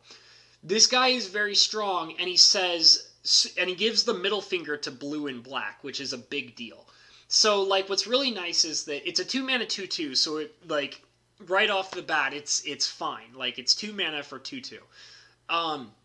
But then it also says that whenever an opponent casts a spell during your turn, no matter what kind of spell it is, or if Voice of Resurgence itself dies, you're going to get an elemental token that has power and toughness equal to the number of creatures you control. So, like, when this guy dies, he's going to replace himself with a creature. Whenever an opponent casts a spell, you're going to get a creature. So, like, during your turn specifically. So it basically shits all over instants. It, like, basically says, oh, you kill my Voice of Resurgence, like, then I get to get something anyways. So, like, no matter what happens to this guy, you're always going to get something, which feels amazing. It feels absolutely amazing when a card can just immediately replace itself. And not only does it immediately replace itself, it also can allow multiple instances of getting creatures that can replace itself. It can build an army out of them. And also those creatures are frequently huge. They're so big. So this guy's really good. He's a really, really good card. Very, very strong. And like I said, he shits all over blue and black. Like, I mean, he'll crap on anything that moves at instant speed, but blue and black absolutely hate that guy, which is awesome. Next is Counterflux. You guys are probably going to notice I have a lot of Ravnica cards. A lot of my gold cards are from Ravnica. The reason why is because me and my friends, we went all in on Ravnica when the second Ravnica block happened. We bought a box of Return to Ravnica, we bought a box of Gatecrash, and we bought a box of Dragon's Maze. So I have lots and lots of gold cards from Ravnica. So you guys will see most of my Ravnica gold cards in the cube. So Counterflux is a really good card. It's a double blue-red instant. It's a counter spell. And it says Counterflux can't be countered by spells or abilities. Counter target spell you don't control. Overload for 4. You may cast a spell for its overload cost. If you do, change its text by replacing all instances of target with each. So this card is actually really strong, but it's more commonly cast as just a counter spell. It's nice that it can't be countered either by spells or abilities, which kind of like makes it into this nice trump card. Even though its overload cost can do things, especially in the cube, most people just play it as a counterspell. Like, this is normally used as like a slightly more powerful cancel. So, like, for example, we were talking about Bituminous Blast. Remember that card and how it has Cascade? So, like, if I played a Bituminous Blast and then I cascaded into another spell, that would be a good time to play an overloaded Counterflux. Because a Counterflux would be able to counter both the Bituminous Blast and the Cascaded spell. So, like, an overloaded Counterflux is going to always really screw up Cascade spells. It's going to screw up basically anything that allows you to cast something and then simultaneously cast something else. So, like I said, like, the best example is Cascading. So, like, any card that does something like Cascading, Counterflux Overload is what's going to shut that down. But that's very rare. That doesn't happen very often. So a lot of the time, people just treat it like a normal counterspell, which is fine. It's fine. It does a great job at doing that. Next is Lore Scale Codal. This guy's awesome. I actually really like this card a lot. I used to have a blue and green deck back in Alara that ran 4 copies of this guy with a whole bunch of draw spells. It's a 3-mana 2/2 snake, and it says whenever you draw a card, you may put a +1/+1 counter on Lore Scale Codal. Just gotta focus. There we go. This card is very strong. It doesn't seem like much when you first look at it, but let me tell you, it gets out of hand very quickly. It gets removed a lot, but what's really interesting is people don't worry about this card until it's huge. So, like, it's like, oh, I have this 3-mana 2/2 that I cast, and then I draw a card next turn and I swing for 3, you know? And then I draw a card the next turn and I swing for 4. And then I draw a card for my draw step, and then I play a draw spell and I draw 3 cards, and now it's got 4 counters on it plus the previous 2. So now I swing for, 8. And then people are like, whoa, that's an 8 power card? And you're like, oh yeah, it's 8 power now. And people are like, okay, it's removed. Like, this guy gets really big really quick, and it's so cool. And people always, like, people use removal to get rid of this guy because he's so scary. Like I said, like, he doesn't seem like he's very much when you first look at him, but he gets really big really, really fast. And, like, I mean, can you imagine, because I've seen stuff like this happen before, can you imagine having a Lore Scale Codal, drawing a card to make him into a 3/3, and then casting Ancestral Recall, and now he's like a 6/6, and you swing for 6 on, like, the next turn. It's so scary. I actually like that guy a lot. And like I said, like, people will let him through a few times, which is pretty nice. But then when he gets really big, people are like, oh no, fuck that. Like, he's out of here. Get out of here. It's a cool card. Like, I'm kind of excited talking about it because I have memories of that guy getting ridiculous. So, like, if you ever have any doubt about Lore Scale Codal, try him out. He gets really scary. It's really fun. So the next card is Mercurial Chemister. So this is a red and blue 5-mana human wizard. He's a 2/3.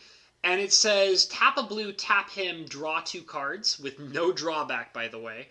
And then it says, tap a red, tap him, discard a card. Mercurial Chemister deals damage to target creature equal to the discarded card's converted mana cost. This guy's really strong. He's so strong. This guy usually gets removed a lot. People get really scared of him. Tapping him and drawing 2 cards it's spectacular. It's absolutely amazing to draw 2 cards off this guy. Also, his ability to discard cards and deal damage is really fun. I would almost describe this guy as, like, I mean, he only deals damage to creatures. But he basically draws you cards. He acts as a reoccurring removal, which is fantastic. Like, he's so good. And, like I said, he usually dies pretty quick. But a lot of the time, I've seen people get him out and then draw a couple cards. And then people will, like, remove him, like, after somebody draws a couple cards off of him, because he gets really scary. Great creature. Like, you're never going to attack with him, but his removal makes him so strong. Like, it really does. This card's really good. Knight of the Reliquary. So, Knight of the Reliquary is a white and green gold powerhouse. This is a 3-mana 2/2 human knight. And it says, Knight of the Reliquary gets +1/+1 for each land card in your graveyard. Sacrifice a forest or plane, search your library for a land card, put it into play, then shuffle your library. So I have some obscenely powerful lands in my cube. You guys will see them. The next time I do a cube stream, we'll be going through lands. Knight of the Reliquary enables some absolute degenerate lands to come into play. Like, I want to kind of keep it a surprise what some of the lands are in here, but like having her blow up like a simple forest or plains and then mana fix you, or like mana fix you for a color that is not white and green, or simply getting out a land that is just really, really strong because of reasons outside of color fixing. She's a force to be reckoned with. And then on top of that, like, you don't feel bad about losing the lands you sacrifice because she's getting bigger and bigger for every land destroyed. Like, it's fantastic. And, like, I mean, sometimes, like, there's also some land removal here and there. So, like, even, like, if, you know, somebody removes some of your lands, you don't feel terrible about it because you know that she's going to get boosted for it. You know, it's pretty nice. Great, powerful card. She's more about tutoring lands than being a beef stick, but she can be a beef stick, which is a good feeling. It's kind of like you want her to tutor you over and over again. But if she gets really big and beefy, that's nice too, you know? This card's really weird. This is Unexpected Results. It's a 4-mana blue-green sorcery. And it says, shuffle your library, then reveal the top card. If it's a non-land card, you may cast it without paying its mana cost. If it's a land card, you may put it onto the battlefield and return Unexpected Results to its owner's hand. So this card's very weird. And I mean, like, a lot of the time it always feels really good, because since all the spells in the deck are absolutely spectacular, you're almost always going to get something really nice for this.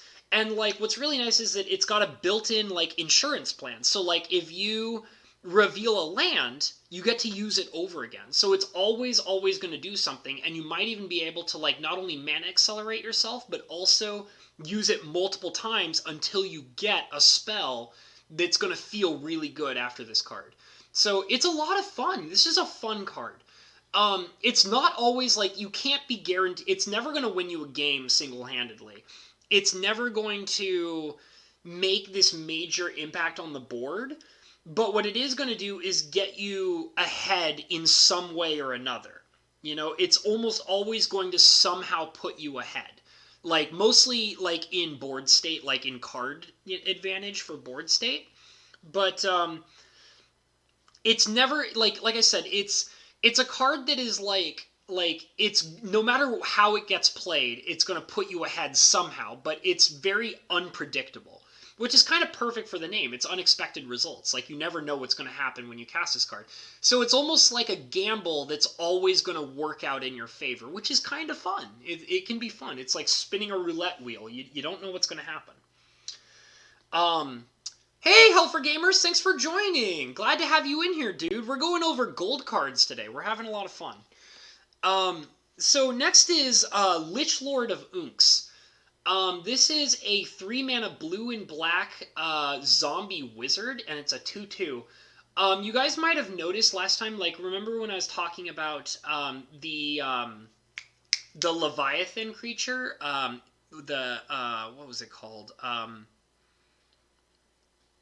It's suddenly slipping my mind, but it's the one that mills a bunch. So, like, I was talking about how milling strategies don't win you games for, like, playing cube. This is another example of that. This is one of those cards where it's like, yeah, it does actually mill, but it's got an ulterior motive. It doesn't necessarily depend on milling to win the game, because milling is not a winning strategy in the cube. So this card is actually more commonly a token generator, which is what makes it work so good, is it's going to generate you tokens on a regular basis. And then the whole thing about, like, milling and losing life, like, this is going to kill somebody through loss of life before it kills somebody through milling. So, like, it's actually a lot of fun to be able to, like, generate a whole bunch of zombies and then, tap it to, like, and then, pay the mana cost to, like, mill a little bit, which is, like, adding insult to injury, and also forcing them to lose life, which is the actual injury. So, like, this card actually does a lot. Like, it generates tokens, it preemptively removes threats, and it also forces loss of life.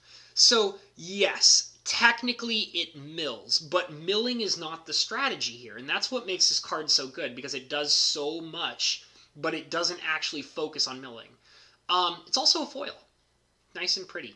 It's a pretty foil. The story of this card is actually a friend of mine opened this up in a booster and traded it to me for something else, so I kind of like it like that. So next is a promotional Prophet of Kruphix. It's a foil promotional art.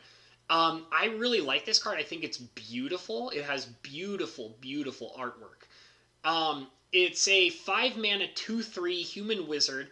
Untap all creatures and lands you control during each other player's untap step. You may cast creature cards as though they had flash. This card is so strong, it's wrong. This card is crazy strong. It's obscenely powerful. Like, if you guys have seen that green card that they have in Arena from Ravnica that allows you to untap things during other players' turns, this card is like that, but better. And, like, this card is so strong. It's so strong. Like, being able to untap stuff like your creatures and your lands every single turn. Like, not just your turns, your opponent's turns too. And then on top of that, all creature cards you play with are now moving at instant speed. This is like, it's so strong. Like, like, people usually try to kill this as soon as possible. Like, and it makes sense because of how strong it is. Otherwise, if you don't kill it right away, it'll let people win games. Like, people will win games because of this card. It's very strong and very scary. Next is Savage-Born Hydra. So, this is an iconic Masters reprint. It was originally printed in Ravnica. I can't remember which Ravnica set, but what's funny is that this guy was originally a mythic rare, and then they downgraded him to rare for iconic Masters, which I think is really funny. So Savage-Born Hydra is a red and green and X Hydra creature. Double strike, which is ridiculous, by the way. It's a Hydra with double strike. Savage-Born Hydra enters the battlefield with X +1/+1 counters. You may pay 2, put a +1/+1 counter on Savage-Born Hydra. You can only activate this ability as though it were a sorcery. So, like, you can't, like, sneak at instant speed counters onto him. But he's a double striking Hydra, you guys. A double striking Hydra. It's like, Hydras are already really strong, just in general, how they function. And, like, you add double strike to that, it's ridiculous. Like, this guy is really strong. He gets really out of hand. He's very scary. People usually try to deal with him immediately. He's a big, scary monster. Like, absolutely intimidating. And he's always going to, like, pay himself over double, because, you get, like, the X +1/+1 counters, and then he's going to attack twice because of double strike. It's ridiculous. Anax and Cymede. So, this is a 3-mana white and red 3/2 legendary creature human soldier. First strike, vigilance, heroic. Whenever you cast a spell that targets Anax, Cymede, Anax and Cymede, creatures you control get +1/+1 and gain trample until end of turn.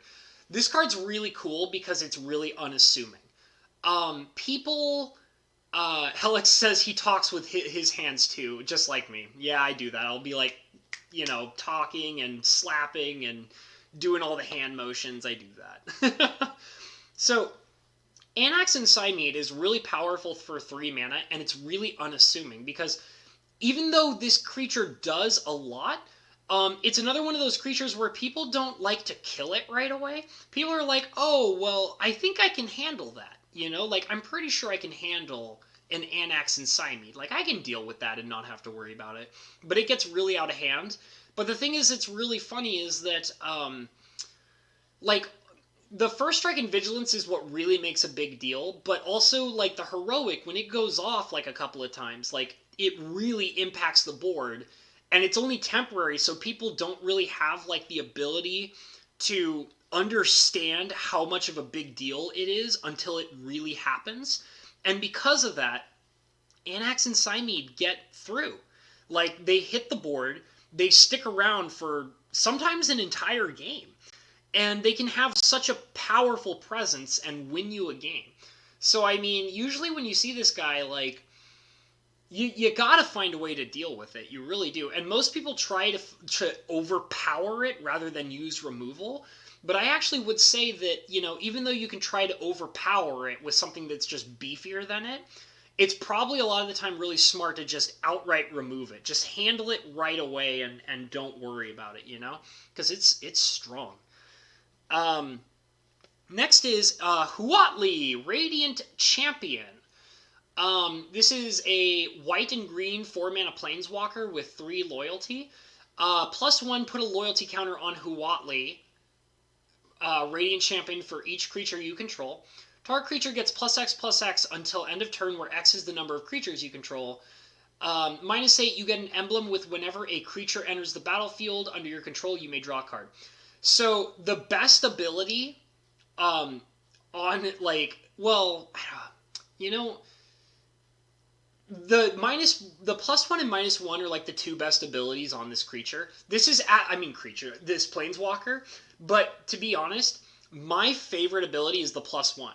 And the thing is that I love doing is Huatli Radiant Champion is, out of all of the Planeswalkers, the best meat shield. You throw her out, you do the +1 and give her a ton of loyalty counters. And then you just hide behind her, and people see all the loyalty counters, and they get really scared of her, so they start swinging all their creatures into Huatli.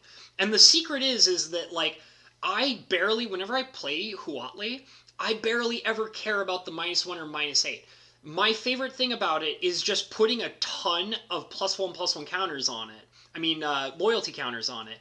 And then people get nervous about, like, the emblem because she gets so big so fast.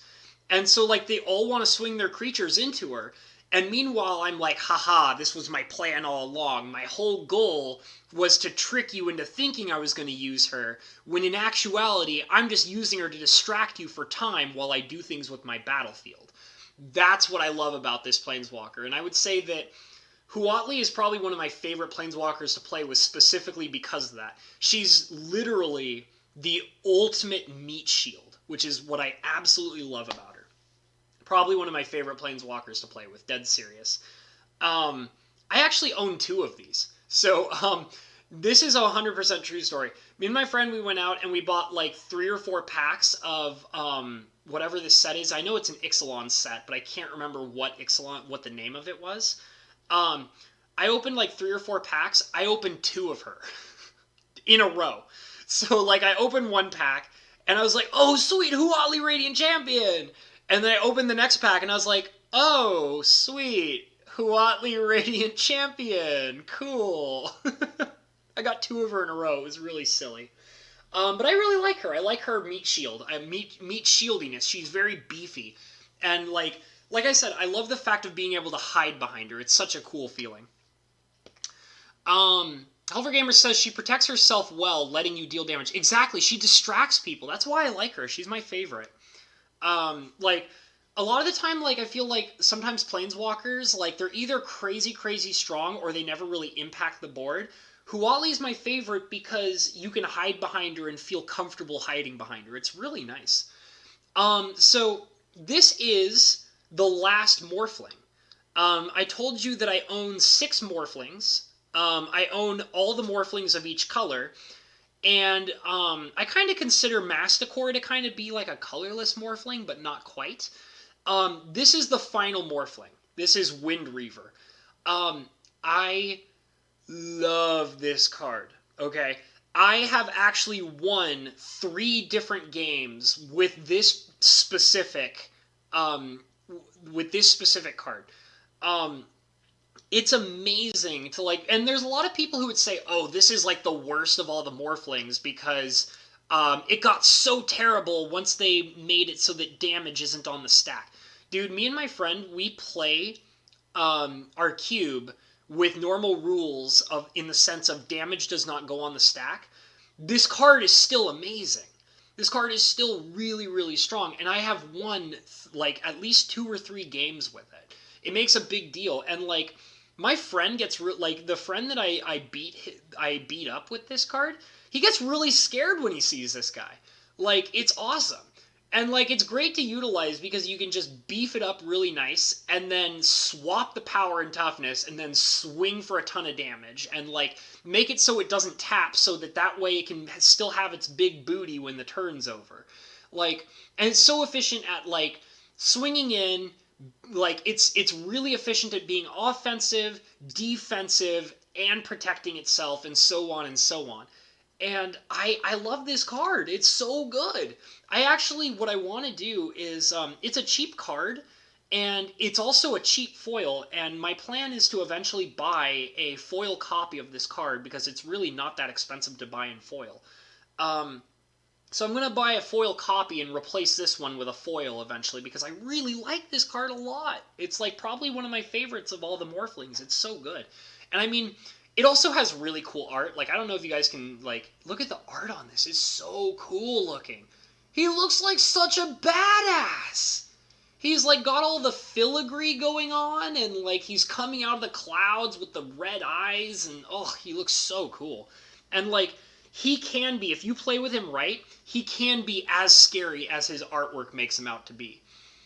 Wild Goat says, like Osama hiding behind a skirt.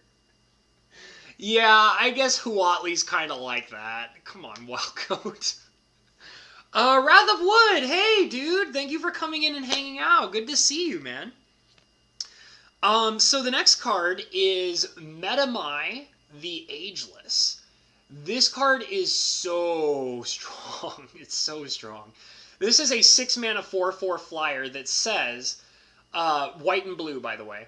Whenever Metamai the Ageless deals combat damage to a player, take an extra turn after this one. Metamai the Ageless can't attack during extra turns. This guy ends games, guys. He ends games. He does. He ends games. It's terrible. Like, when this guy comes out and he's not immediately dealt with, he will end a game. He will do it. He does it. I've seen it, like, way too many times than I'm more comfortable with. Oh god, this guy is so strong. Because like the thing is this is one of those cards that like when he wins a game, it's a blowout. Like it's an absolute complete blowout, and like it gets ridiculous and it gets scary. And let me tell you from personal experience, you do not want to stand in front of this guy. Like you do not want to be on the receiving end of a Metamai the Ageless because it is so bad. God, this card is so strong. Like, if you guys have never seen that guy, like, a Metamai the Ageless kill somebody, it's absolutely brutal. It's so brutal. And even though he can't do infinite turns, just getting that one extra turn for each combat step, like every other combat step, it's so obscenely strong, you guys. Next is Momir Vig, Simic Visionary, a 5/5 Elf Wizard 2/2 blue-green. A 5-mana 2/2 blue-green Elf Wizard. That's what I meant to say.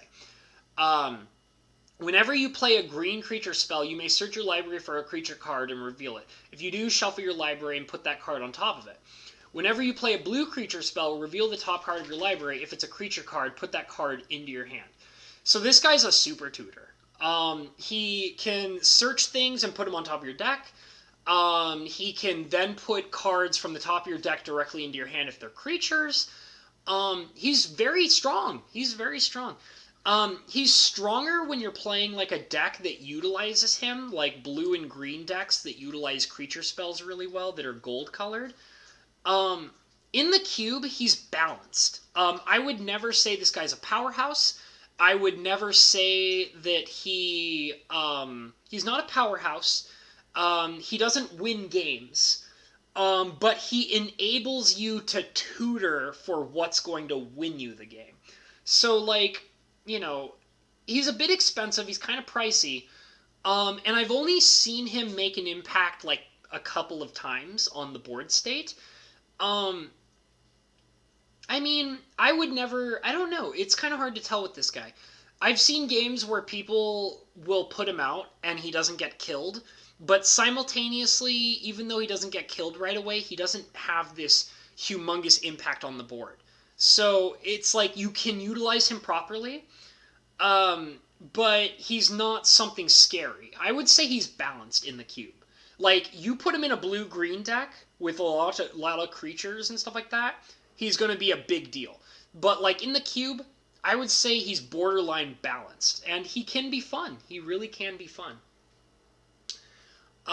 The other Momir, yes. Somehow I don't have that Sphinx in my Sphinx Commander deck. Going to need to fix that. Yeah, he's Helix. Dude, Metamai is such a force to be reckoned with. It's ridiculous.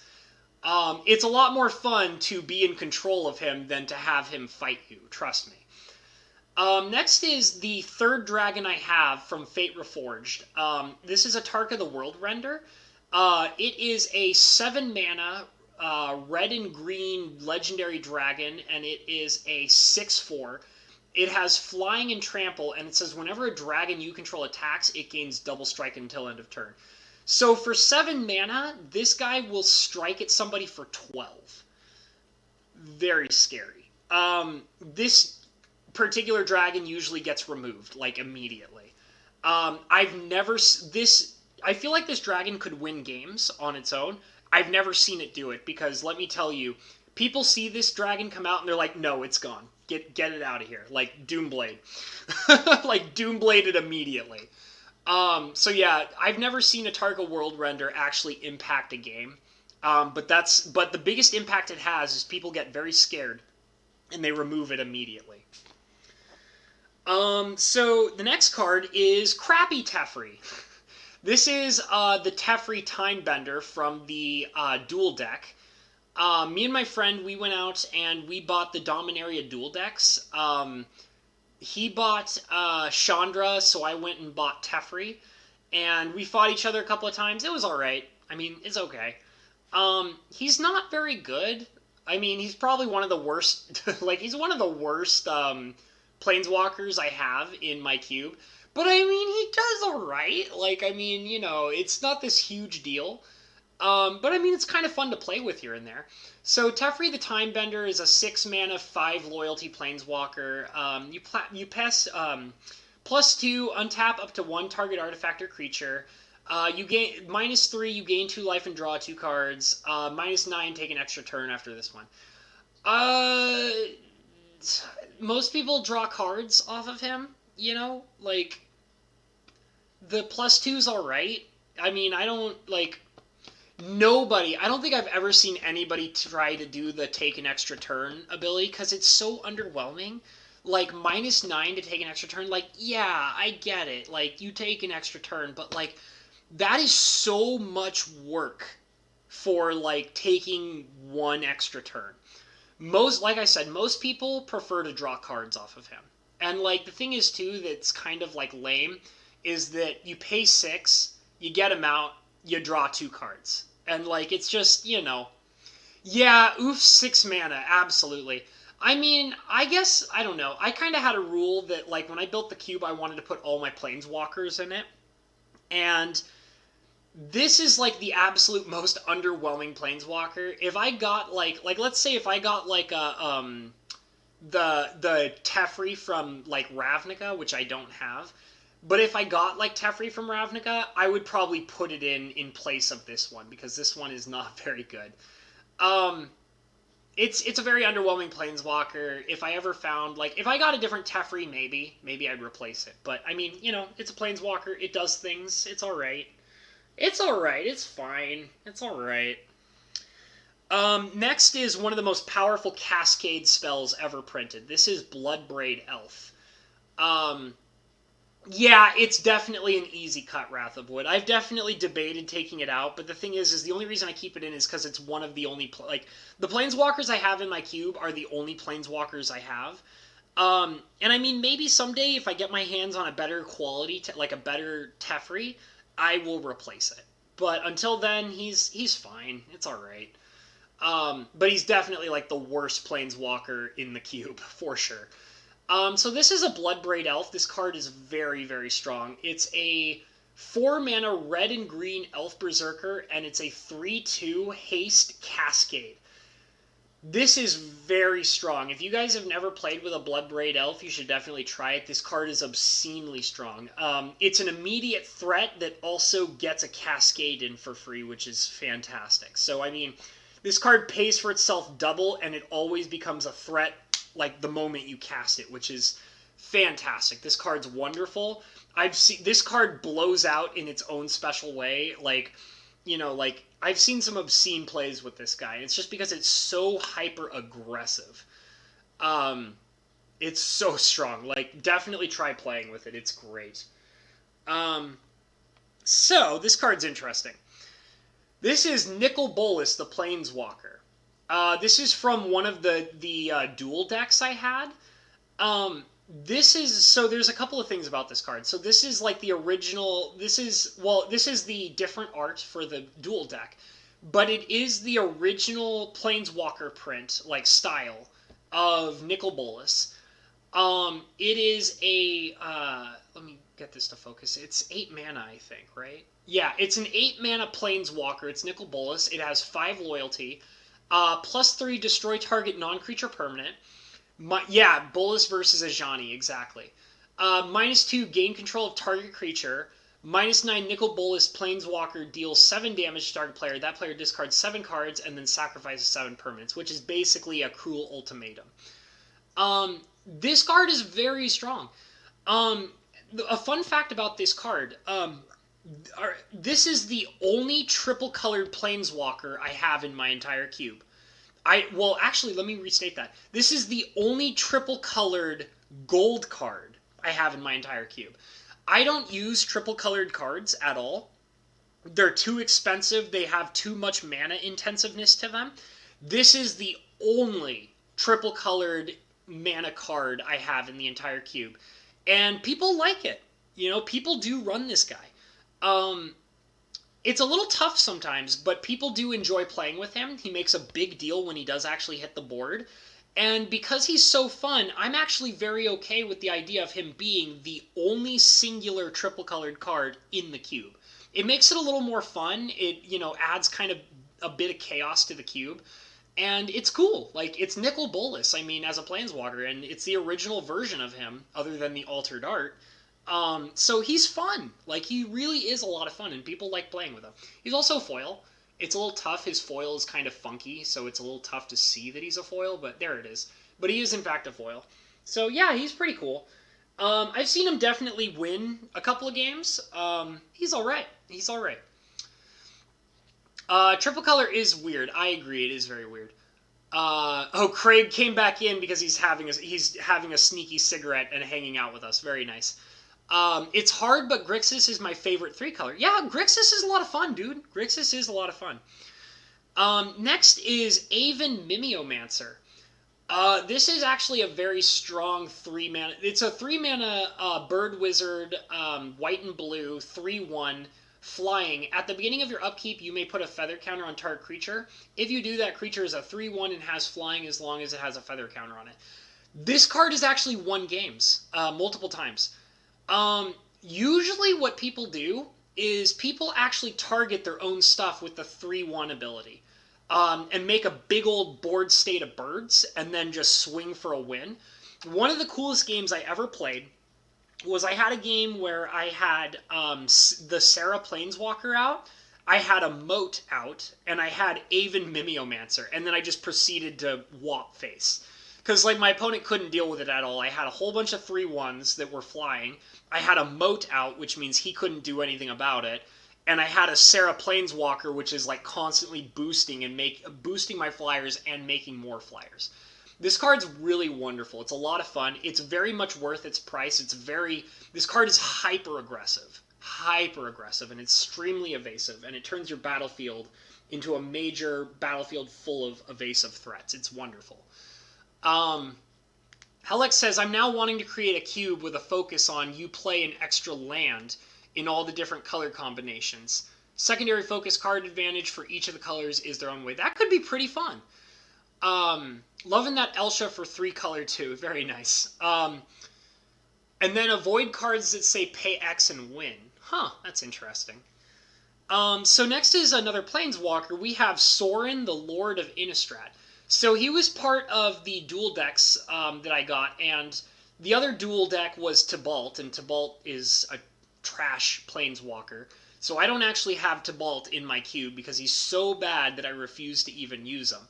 But Sorin made it in. Sword Lord of Innistrad. This guy's very strong. He's a 4-mana white and black Planeswalker, 3 loyalty, +1 put a 1/1 black vampire creature token with lifelink onto the battlefield. -2, you get an emblem with creatures you control get +1/+0. -6, destroy up to 3 target creatures and or Planeswalkers. Return each card put into a graveyard this way to the battlefield under your control. So this guy's very strong. Not very many people use his ultimate. Like, they really don't. But man, people love his +1 and -2. He wins games with just those 2 abilities all by himself. He's so powerful. Those 2 abilities alone can win games. Like, I've seen it happen multiple times. He's so powerful. This is definitely one of the really strong Planeswalkers in the cube, and he makes a major, major impact.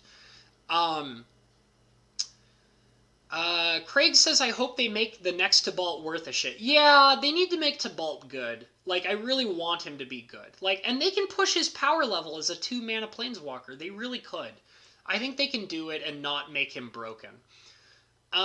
Cube would be high power and fast games. Best 2-3 situation. Hell for games. So what's really interesting about my cube, games drag on forever, dude. I'm talking about hours. Like, games can go on for multiple hours, and we're talking about, like, people get into turn 9 and turn 10 and turn 12 and so on and so forth. My cube has incredibly long games. Now, sometimes there are games that end in, like, 2 or 3 turns. It does happen. But a majority of the cube games go on for a really, really long time. Like, sometimes it feels like you're playing a game of Monopoly, straight up. Like, you're sitting there with your buddies for, like, a couple of hours playing really crazy long Magic games. My cube does that. And it's a lot of fun. It's definitely worth it. In fact, me and my friends, like, we don't like it when cube games end super quick, because those aren't fun. Like, games that end super quick, they barely ever have blowouts. They barely ever have equal board states where people are, like, bashing each other's faces in. Like, you know those really fun long games that you have with, like, Commander? There are games that happen like that with this cube, and they're so fun because everybody gets a chance to really beat each other's face up. And, like, the thing is because of the randomization of cube as well, you don't ever have to worry about anybody playing a degenerate deck. So it's like all of the fun of, like, what Commander is supposed to be without the degeneracy of what Commander can be. You know what I mean? Like, it's a lot of fun. It really is. I'm telling you guys, get into cube, man. I'm trying to, like, spike up this cube craze, because it seems like there's a minor uprising of people getting really into cube lately, and I really want to promote that. I really want to, like, make it so that, like, cube is the next big Magic craze. And, like, I want to do everything I can to make it as popular as possible for people. And, I mean, it's so fun, guys. Cube is so fun. Like, whether you play it the way that Perp does it, whether you play it the way that I do it, whether you play it your own way, like, get into it, guys. It's so fun. They gave that guy a bad rap. Yeah, Tibalt, yeah, they did. Tibalt was the first trash walker I ever used. Yeah, Tibalt's terrible, and it really sucks because he's so cool. Craig says he wants an aggro cube. Build it, dude. Build it. But make sure you balance it right, man. Make sure you balance it. So let's move on. Now we're back to my beautiful waifu. I was talking about my waifu earlier, and here she is again in her other form. This is Jorah of the Gitu, the original printing of her. Well, actually, that's not true. This is an altered art. This is from It's from a dual deck. It's like Inventors versus something else, and she was part of the Inventors deck. She's a foil, and I love this art. I actually think that this is like the best art of her. Let me zoom in on my beautiful waifu's face. Look at her. She's so beautiful. Look at that smirk on her face. She's getting into trouble. She's a sassy Sue. Uh, I love her. I love Jorah. She's a 3-mana 2/2 legendary red and blue human wizard. And it says pay 2, exile a non-land card from your hand, put 4 time counters on the exiled card. If it doesn't have suspend, it gains suspend. So, this card is really, really strong because, so normally, suspend is a sorcery-based effect. You can only do it on your turn normally. Jorah is the only card that involves, well, one of the only cards that involves suspending, where you get to do it at instant speed. It's amazing, you guys. If you have never suspended a card, like a powerhouse card, at instant speed, it's amazing. You have to try it. And she is the queen of instant speed suspension. She's so strong. So strong. I've seen ludicrous plays off of her. You know what's amazing? And I've seen this happen in my cube. Imagine getting a Darksteel Colossus suspended at 4 time counters at instant speed. It's amazing. Like, it's so gross. Or imagine somebody forcing you to discard and you respond by, like, let's say somebody wants to, like, force you to discard something, like, by looking at your hand, and you're like, oh god, I need this card, like, and he's gonna try and, like, force me to discard it once he sees my hand. You can respond by instant speed suspending something for 2 mana in response to the discard. And yeah, you're probably still going to have to discard something, but at least you're not going to discard the card that you cheated into play with suspension. She's so strong. This is the best version of Jorah of the Gitu, and in my opinion, this is the sexiest version of Jorah. She's my beautiful, sexy waifu. That's right. It's my magic human waifu. But yeah, look at that. Oh, this art is amazing. I actually don't like the Time Spiral art. Like, I've seen the Time Spiral art, and I feel like they made her look so ugly. But this is my favorite art of her. She's so beautiful, and she looks elusive and crafty and sneaky, which is exactly the kind of card she is. It's so cool. I love this card. It's amazing. Next is a super crazy card. This is Angel of Despair. Double white, double black, white, 7 total. So it's a 7 mana, double white, double black angel. And it's a 5/5 flyer, and it says when Angel of Despair comes into play, destroy target permanent. She's so strong. She's so strong, you guys.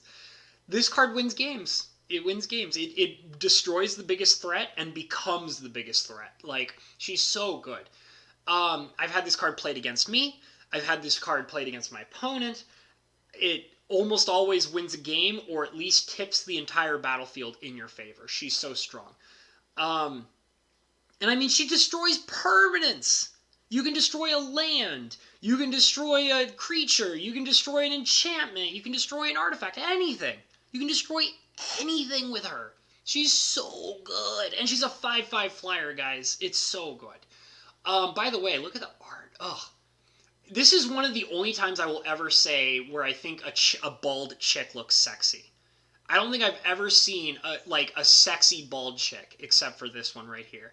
Because, like, I mean, yeah, she's bald, but man, I would hit that. She looks ultra fine, you guys. Oh man, I love it. I miss the days of, like, sexy artwork from... Well, that's not true. You know what? The days of sexy Magic artwork, I think, are finally on their way back, because I saw the spoiler of that new God card, the female God from Theros, the new Theros set. Man, they made her look ultra fine, I do have to say, which gives me hope in the idea that they're finally bringing back sexy artwork to Magic the Gathering. I think they finally realized that sexy artwork is in fact beneficial to their game, and it definitely attracts, you know, more people. So I'm glad to say I think they're finally coming back to sexy artwork, which is awesome. Next is one of my favorite Planeswalkers of all time. This is a Ajani Vengeant. This is from the dual deck, where I showed you Nicol Bolas. He is a red and white 4-mana Planeswalker with 3 loyalty. +1, target permanent doesn't untap during its controller's next untap step. -2, Ajani... Hold on.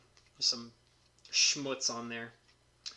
I can't seem to get... Oh, okay, that's a dust mark. It's like, what is that? Okay, so it says, -2, Ajani Vengeant deals 3 damage to target creature or player and you gain 3 life, or -7, all lands destroy all lands target player controls. So here's how this card works. You pay 4 and you Lightning Helix somebody. That's what this card is all about. like, that's what makes this card amazing. Paying 4 mana for a Lightning Helix is pretty nice. I mean, here's the thing. That should give you an idea of how broken Lightning Helix for 2 mana is people are willing to pay 4 mana just to Lightning Helix something. And that really gives you an idea of Lightning Helix itself. This ability right here is what makes this card absolutely spectacular. Yes, the ultimate will sometimes win you a game. Yes, the +1 ability is decent, but let me tell you, this Lightning Helix effect is what this card is all about, and that's what makes him so stupid powerful. He's so good. I like Ajani Vengeant. And it's all because of the Lightning Helix. Next is Drogskull Reaver. So this guy's awesome. I like him a lot. He is a 7-mana white and blue spirit creature. He's a 3/5 body, flying, double strike, lifelink. Whenever you gain life, draw a card. So this guy, if he attacks by himself, he will always draw you 2 cards. Now, there are other instances where he can give you a whole bunch of cards. Like, I've seen this guy draw 5 cards for you. I've seen this guy draw, like, 6 cards. Like, 5 or 6 cards in a single turn is pretty crazy off this guy. But what's really nice is that this guy will always, as long as he's attacking, he will always guarantee you 2 cards, which is a wonderful feeling. Yeah, he's very expensive, but he's a double strike flying lifelink that draws 2 cards. It's way more than enough to prove to you that he's way strong. This guy gets removed all the time. Nobody likes to let this guy live, and I don't blame him because he's a major threat. So this guy gets Doombladed, this guy gets Path to Exile, this guy gets Swords to Plowshares, like, all the time. He's very, very strong. I like this one a lot, too. This is Death Pact Angel. This is another instance of really beautiful artwork. Now, I would say it's not as sexy as the previous artwork, but she's definitely really beautiful.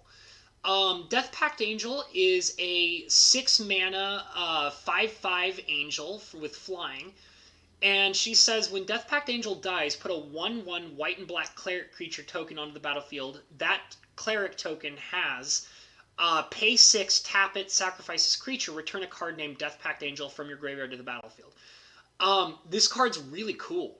It's really cool. There's a lot of situations where it'll never die. I've seen times where it definitely goes away forever. Most of the time it gets, like, exiled, or somebody will try to, like, put it on the bottom of the library or something like that. But if you can't exile it or put it on the bottom of somebody's library, this guy will come back over and over and over again, and it's really cool. This is a really cool angel. It's a lot of fun. It feels like it's worth the mana cost, and it's nice knowing that you can bring it back, like, multiple times. Major threat. Major threat. Next is a Planeswalker. It's Xenagos the Reveler. This is a really fun one. I actually like this guy a lot. I opened it up in a Theros booster pack, and I love it. It's a 4-mana red and green Planeswalker with 3 loyalty counters. It has +1, add X mana in any combination of red and green to your mana pool, where X is the number of creatures you control. 0, put a 2/2 red and green Satyr creature token with haste onto the battlefield. -6, exile the top 7 cards of your library. You may put any number of creatures and or land cards from among them onto the battlefield. This Planeswalker is all about these 2 abilities. Both of these abilities are absolutely amazing. The -6 is meh, like, it's alright. Like, It's not spectacular, but most people just focus on these two, and then usually it either gets killed or people will sometimes blow it out with the -6, but it's not all that common. But these two abilities are amazing. A Planeswalker that mana accelerates you is spectacular. Absolutely spectacular. And he does it amazingly. He's so good at it. And the Satyr tokens are great for being aggressive, but they're also good for being defensive and protecting him himself. So, and also the Satyr tokens feed the mana acceleration, which is also really nice.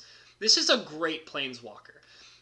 This is definitely another one of my favorites, but I think I do like Ajani a lot more than I like this guy. But he's very cool. He's a lot of fun to play with. Next is a foil Wrecking Ball from Dissension. Isn't that Dissension? Yeah, that's Dissension. This card is very strong. It's very important. It's a 4-mana instant that destroys creatures or lands.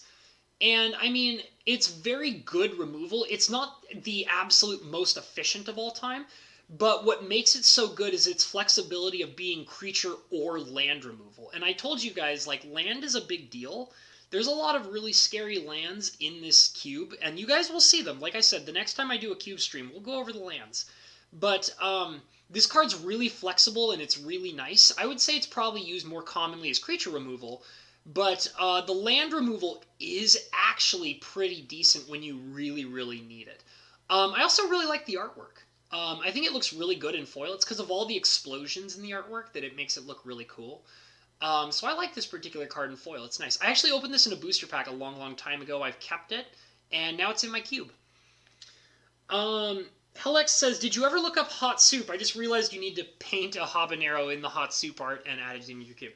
So I'm not going to put it in my cube, but I did look it up, and I would be down to paint one. I did think it was really funny.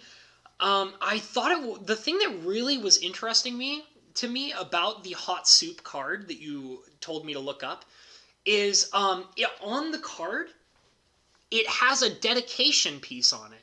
It's like, it says, like, I can't remember exactly what it says, but it said it was conceived by, like, a Magic player or something. And I thought that was really interesting how they did that.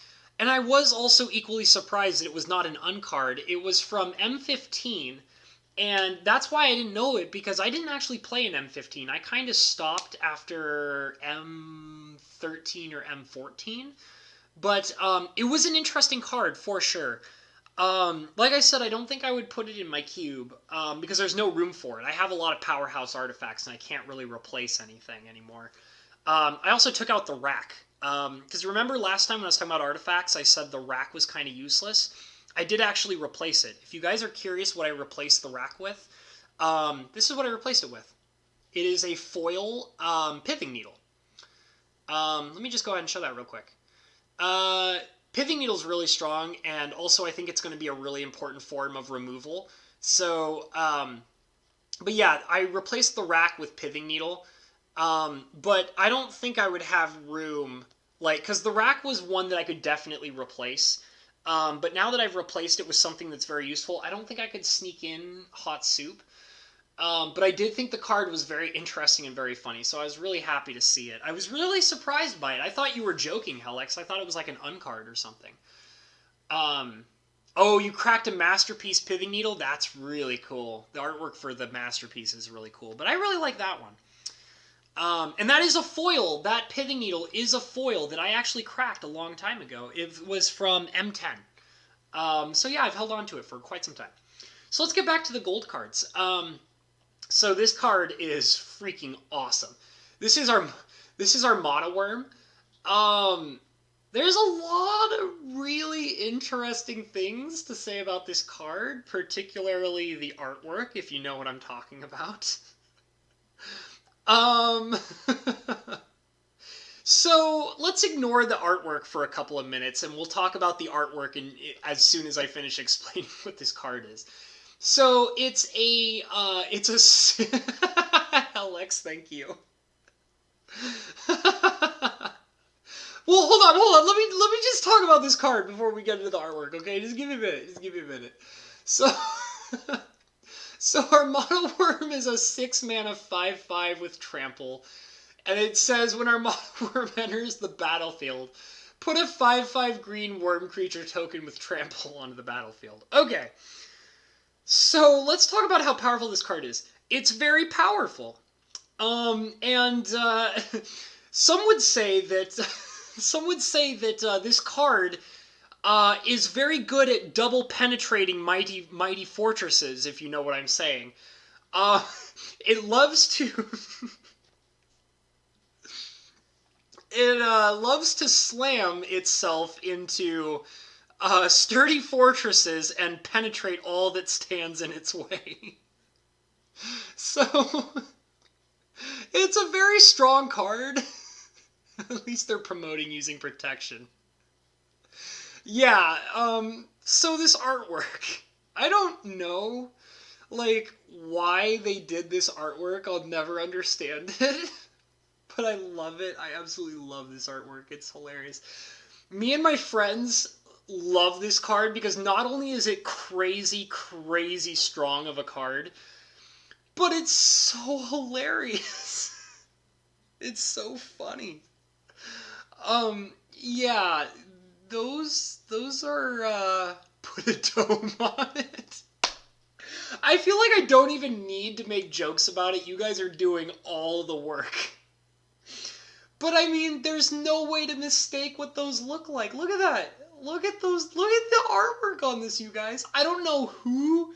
Like, okay, so the artwork is done by Vulcan Baga of all people.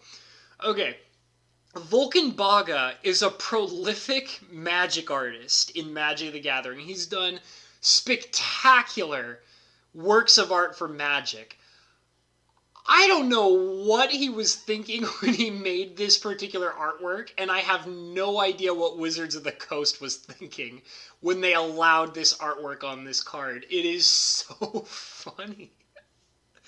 But it's like what you guys said. It's like they put a dome on it, and at least they're encouraging the use of protection. So I will say this, that Wizards of the Coast are making a very clear statement. They encourage not only double penetration, but they also encourage using protection when doing so. If you're going to have a good time with friends, make sure you put a dome on it, boys and girls. Oh my god. Alright, let's move on.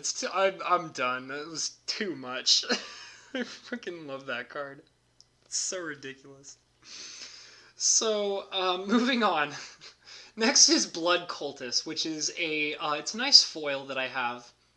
This is a red and black 3 mana 1/1, and this is a Tim. It's a Tim card, so it's a 3 mana red and black 1/1, and it says it's a human wizard.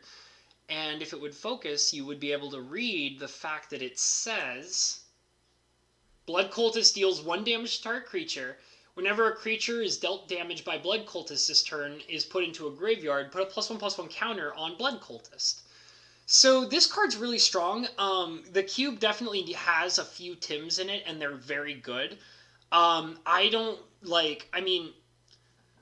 This card does things. It's like, what's really nice is that people don't remove it. And it definitely is able to get some threats out of the way, and it definitely can sometimes help, like, ping things down, which is really nice. I also like the fact that it's kind of got the whole, like, Sengir vampire thing going on, where it says, like, if you deal damage to something, and then whatever it is dies, like, this doesn't specifically have to kill the creature, it just has to deal damage to the creature that dies. So, like, you could deal damage to something, and then hit it with, like, removal, and then this would get a +1/+1 counter. Which can be pretty nice because, you know, you do kind of like it when this guy gets bigger and bigger, which is a good feeling. So it's a good card. And what's nice is that because it's so small and it seems unassuming, people don't really remove it, so it sticks around for a long time. No love without the glove. Thank you, Richard Lash. So funny. That card is ridiculous. I can't believe that card even exists. So next is It Charm. So this is actually the only charm I have in the entire cube. It's a red and blue instant, and it says choose one, counter target non-creature spell, unless its controller pays 2, I think. Could you please focus, please? Oh, focus camera! Okay, thank you. Counter target non-creature spell unless its controller pays 2, or is it charmed deals 2 damage to target creature, or draw 2 cards and then discard 2 cards. This card's really good. This card is really strong. It's great for red and blue. It's the only charm card I have, and it's because my red and blue really needed more cards with more utility. So that's specifically why this charm is the only charm that actually made it into the gold cards. If you've ever seen this on an Isochron Scepter, it gets really gross. But it's a lot of fun, and, you know, it's a good card. So, I mean, maybe you might have something better to replace it, but me personally, I kind of figured out that red and blue needed more utility. And this actually provided a decent amount of utility that red and blue specifically really needed. So that's why I have it in here. The next one is Firemane Avenger. This card's really cool. So it's a 4-mana 3/3 angel, white and red. And it's flying, and it says Battalion. Whenever Firemane Avenger and at least 2 other creatures attack, Firemane Angel deals 3 damage to target creature or player, and you gain 3 life. You guys might notice something. I really like Lightning Helix. So what they did was they took a Lightning Helix and they stapled it to an angel. And not only did they staple it to an angel, they stapled it to a 4-mana angel. Now, from any of you guys who might remember me talking about angels, I love 4-mana angels. I actually feel like 4 mana is the sweet spot for angels specifically. This is definitely a really strong angel card. It makes a major impact on the board. It's very good at lightning helixing things over and over again. It's really strong. I like this card a lot. It can be very prone to removal, but every once in a while it gets out and sticks around and really makes an impact. The secret to this guy is when you play him, you're going to want to play other threats alongside of him that are more threatening him. And you'll find that this guy will take over the board state, meanwhile all your other threats are getting, destroyed. So she's really good, and she's, it's not that she's unassuming. A lot of people kind of realize that she's a problem, but she usually sticks around longer than most of the other threats that come around. We're down to our final and last card. I know it's been 2.5 hours, and I told you guys I knew this was going to be a longer stream because this is 60 cards instead of the normal 50 that I do. But we are finally on the very last card. The last card is a foil Psychic Strike. Let me kind of show off its shininess. If it'll... There we go. It kind of showed off just a little bit. You can kind of see it. Ooh, that actually looks nicer right there. This is one of my favorite counter spells in my cube. So it's a blue and black 3-mana instant counter spell that says counter target spell. Its controller puts the top 2 cards of his or her. Please focus, camera. Thank you. Counter target spell. Its controller puts the top 2 cards of his or her library into his or her graveyard. This is a really strong counterspell. Remember what I told you guys about Mill, is that Mill is not a game-winning effect. But let me tell you, what's better than countering one card? Countering a card and then forcing them to lose 2 more cards after you counter that card. So it's like it's hitting 3 cards instead of just 1 card, which is an amazing feeling. This is a really good counterspell.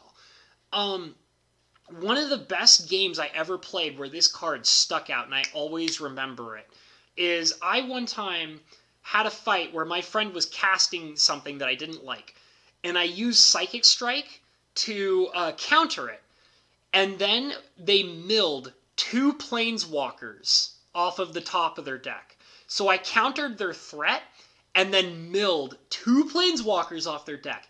It was like the coolest thing I ever saw this card ever do, and I'll never forget it because it was so awesome. I was like, oh my god, I got rid of not only a threat, but also 2 Planeswalkers at the same time.